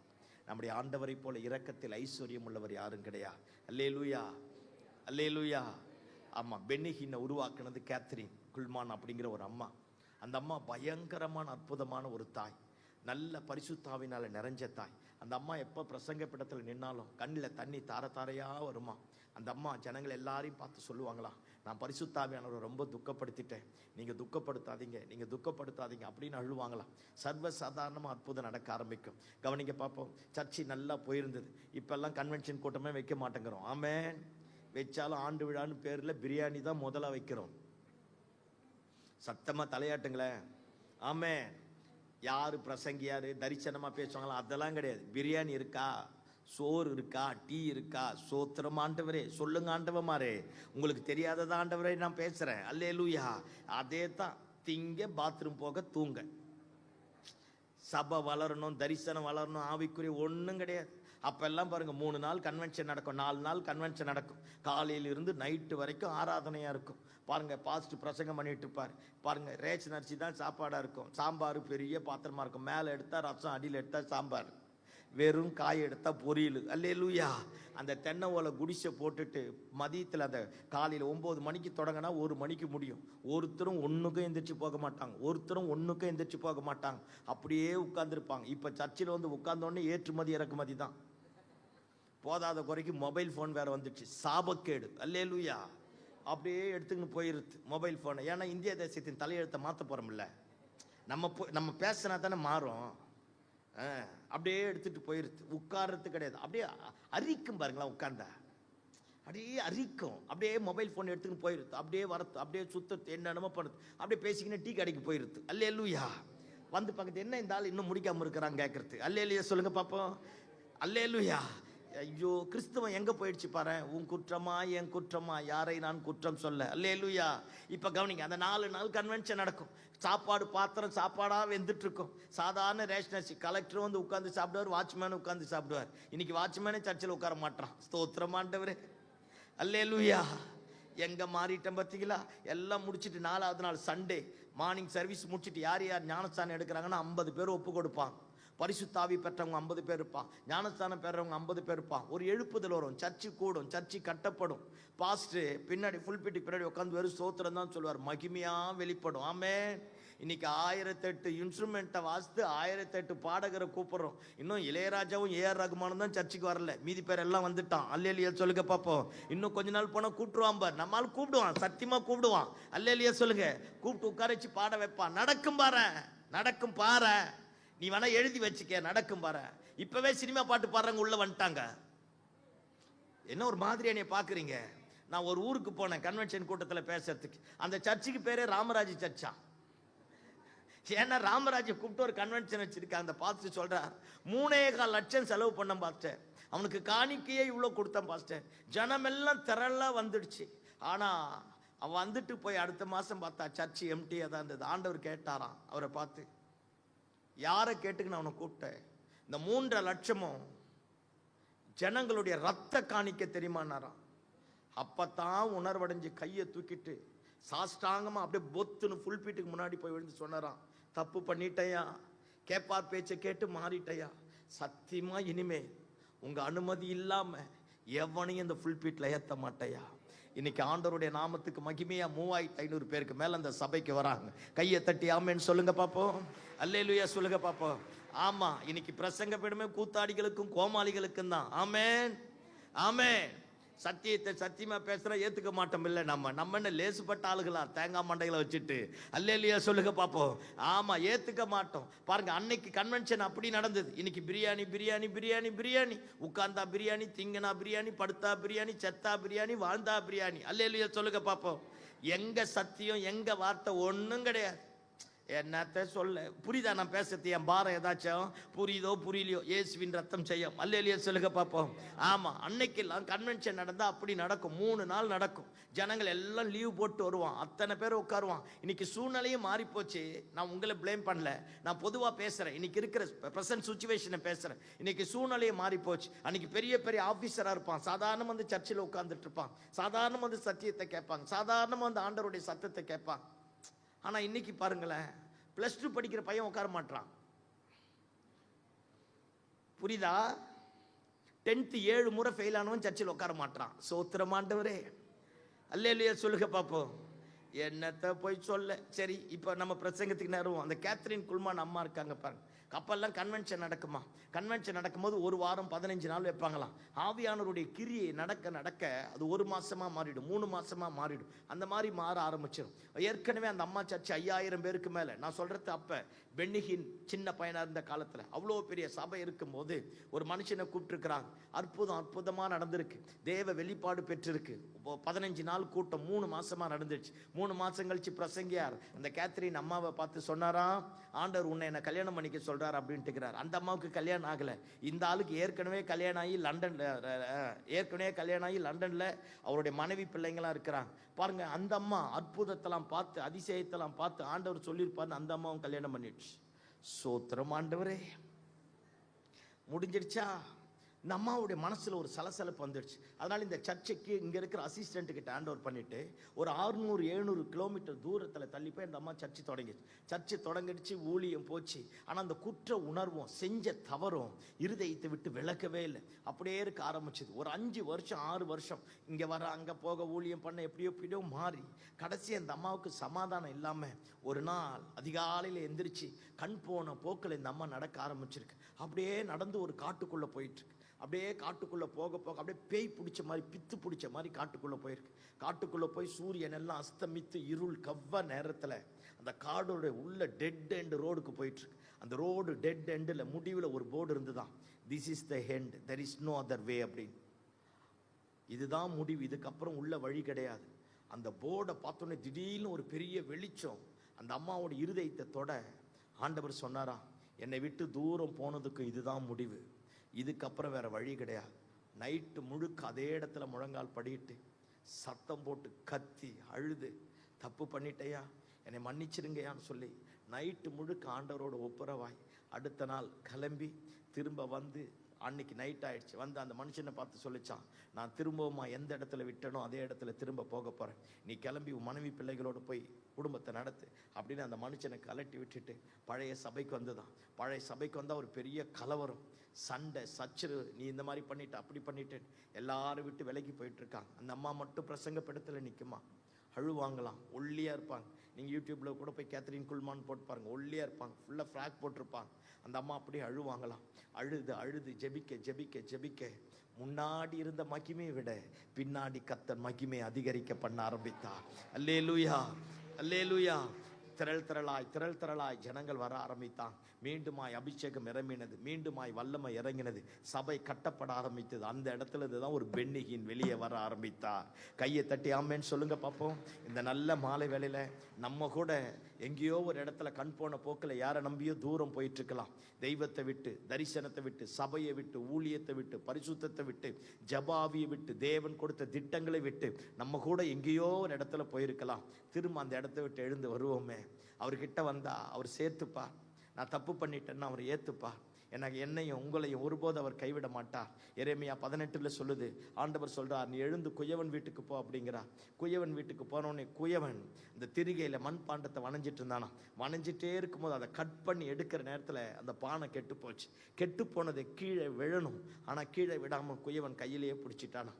நானாக இருந்தால் நம்மளா இருந்தால் என்ன பண்ணியிருப்போம்? முதல் சகுனமே சரியில்லை, இது ஒரு மண்ணான்னு தூக்கி வீசியிருப்போம். ஆனால் அந்த குயவன் இந்த மண்ணை கையில் வச்சுட்டு மீண்டுமாய் தன் பார்வைக்கு சரி போனபடி வேறே புதிய பாண்டமாய் வணைய ஆரம்பித்தான்.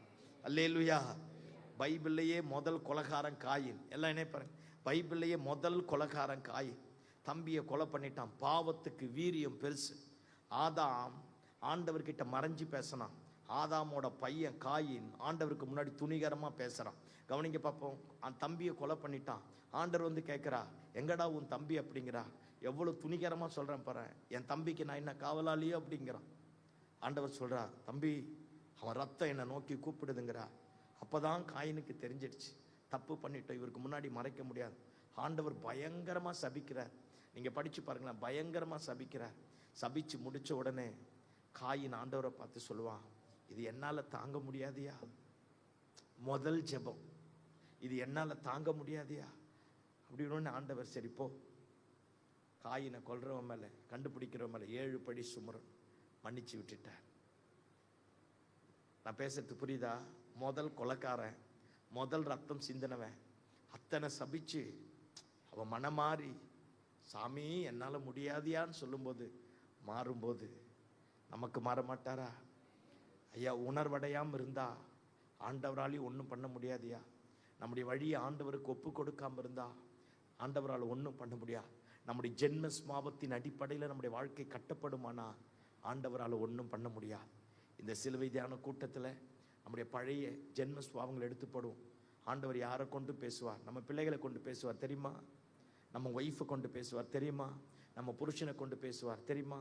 வீட்டில் வேலை செய்கிற வேலைக்காரி கொண்டு பேசுவார். God speaks in many ways. யாரை கொண்டும் கர்த்தர் பேசுவார். என்னை திருத்தணும்னு கர்த்தர் தீர்மானம் பண்ணிட்டா யாரை கொண்டும் என் கூட பேசுவார். அவர் பேசும்போது அந்த சத்தத்திற்கு செவி கொடுத்து நாம அர்ப்பணிக்கும் போது எந்த இடத்துல தோற்று போனோமோ அதே இடத்துல ஜெயிக்க பண்ணுவா. எங்க விழுந்தோமோ அதே இடத்துல கர்த்தர் சாட்சியாய் மாற்றுவா. எந்த இடத்துல இனி வாழ முடியாது நினைச்சோமோ அதே இடத்துல பிழைக்க பண்ணுவார். ஆமென், ஆமென். மனிதனுக்கு செம்மையாய் தோன்றக்கூடிய வழிகள் உண்டு, அதனுடைய முடிவு மரண வழி. யூதாஸ் காரியத்துக்கு கத்தரான், ஐயோ குற்றமில்லாத ரத்தத்தை நான் காட்டி கொடுத்தேனே. வரவே முடியல பாருங்களேன். அவனை காட்டி கொடுக்க வழி செஞ்சவெல்லாம் கையை கழுவி விட்டுட்டான். அவன் மட்டும் கெட்டு போயிட்டான். நம்மை குறித்த தேவன் ஒரு பெரிய திட்டம் வச்சிருக்கிறார். நம்ம பிள்ளைகளை குறித்து ஒரு தரிசனம் வச்சிருக்கிறார். வாழ பொறுத்து ஒரு வாழ்க்கை, அது அர்த்தமுள்ளதாய் மாற்றுவோமே. நம்ம எல்லாரும் அப்படி எழுப்பி நிற்போமா? எல்லாரும் எழுப்பி நிற்போம். இன்னைக்கு ஒரு நல்ல தீர்மானம் பண்ணுவோம். தேவையில்லாத ஆட்களோடு சேர வேண்டாம். ஆகாத சம்பாஷணைகள் நல்லொழுக்கத்தை கெடுக்கும். செத்த ஈக்கல் தைலக்காரனுடைய பரிமள தைலத்தை நாரி கெட்டு போக பண்ணும். சொற்ப மதியினமும் ஞானத்திலேயும் கனத்திலேயும் பேர் பெற்றவனை அப்படியே செய்திடும். கண்களை மூடுங்க பார்ப்போம். யாரோ ஒருவருடைய ஆலோசனை, யாரோ ஒருவருடைய தவறான வழி நடத்துதல், யாரோ ஒருவருடைய வேண்டாத செய்கைகள் நம்ம கூட தேவனை விட்டு விலகி போக பண்ணிருக்கலாம். ஒருவேளை இந்த இடத்துல அழைக்கப்பட்டவர்கள் இருக்கலாம். தேவன் ஒரு பெரிய தரிசனத்தோடு அழைத்திருக்கலாம். எல்லாத்தையும் விட்டுட்டு எங்கேயோ தூரம் போயிருக்கலாம். இந்த மாலை வேளையில் ஆண்டவர் சொல்றான், நீ திரும்ப வந்துட்டினா, நீ திரும்ப உணர்வடைஞ்சிட்டினா, உன்னை குறித்து வைத்த திட்டத்தை நான் அப்படியே நிறைவேற்றுவேன். பேதுரு மனம் கசந்து அழுதானா. உயிர் தெழுந்த உடனே ஆண்டவர் சொல்றார், போய் அவங்கிட்ட சொல்லு. அவன் ரொம்ப அழுதுட்டான். நான் உயிரோடு வந்திருக்கிறேன்னு சொல்லு. பேதுரு திரும்ப வந்துட்டானே.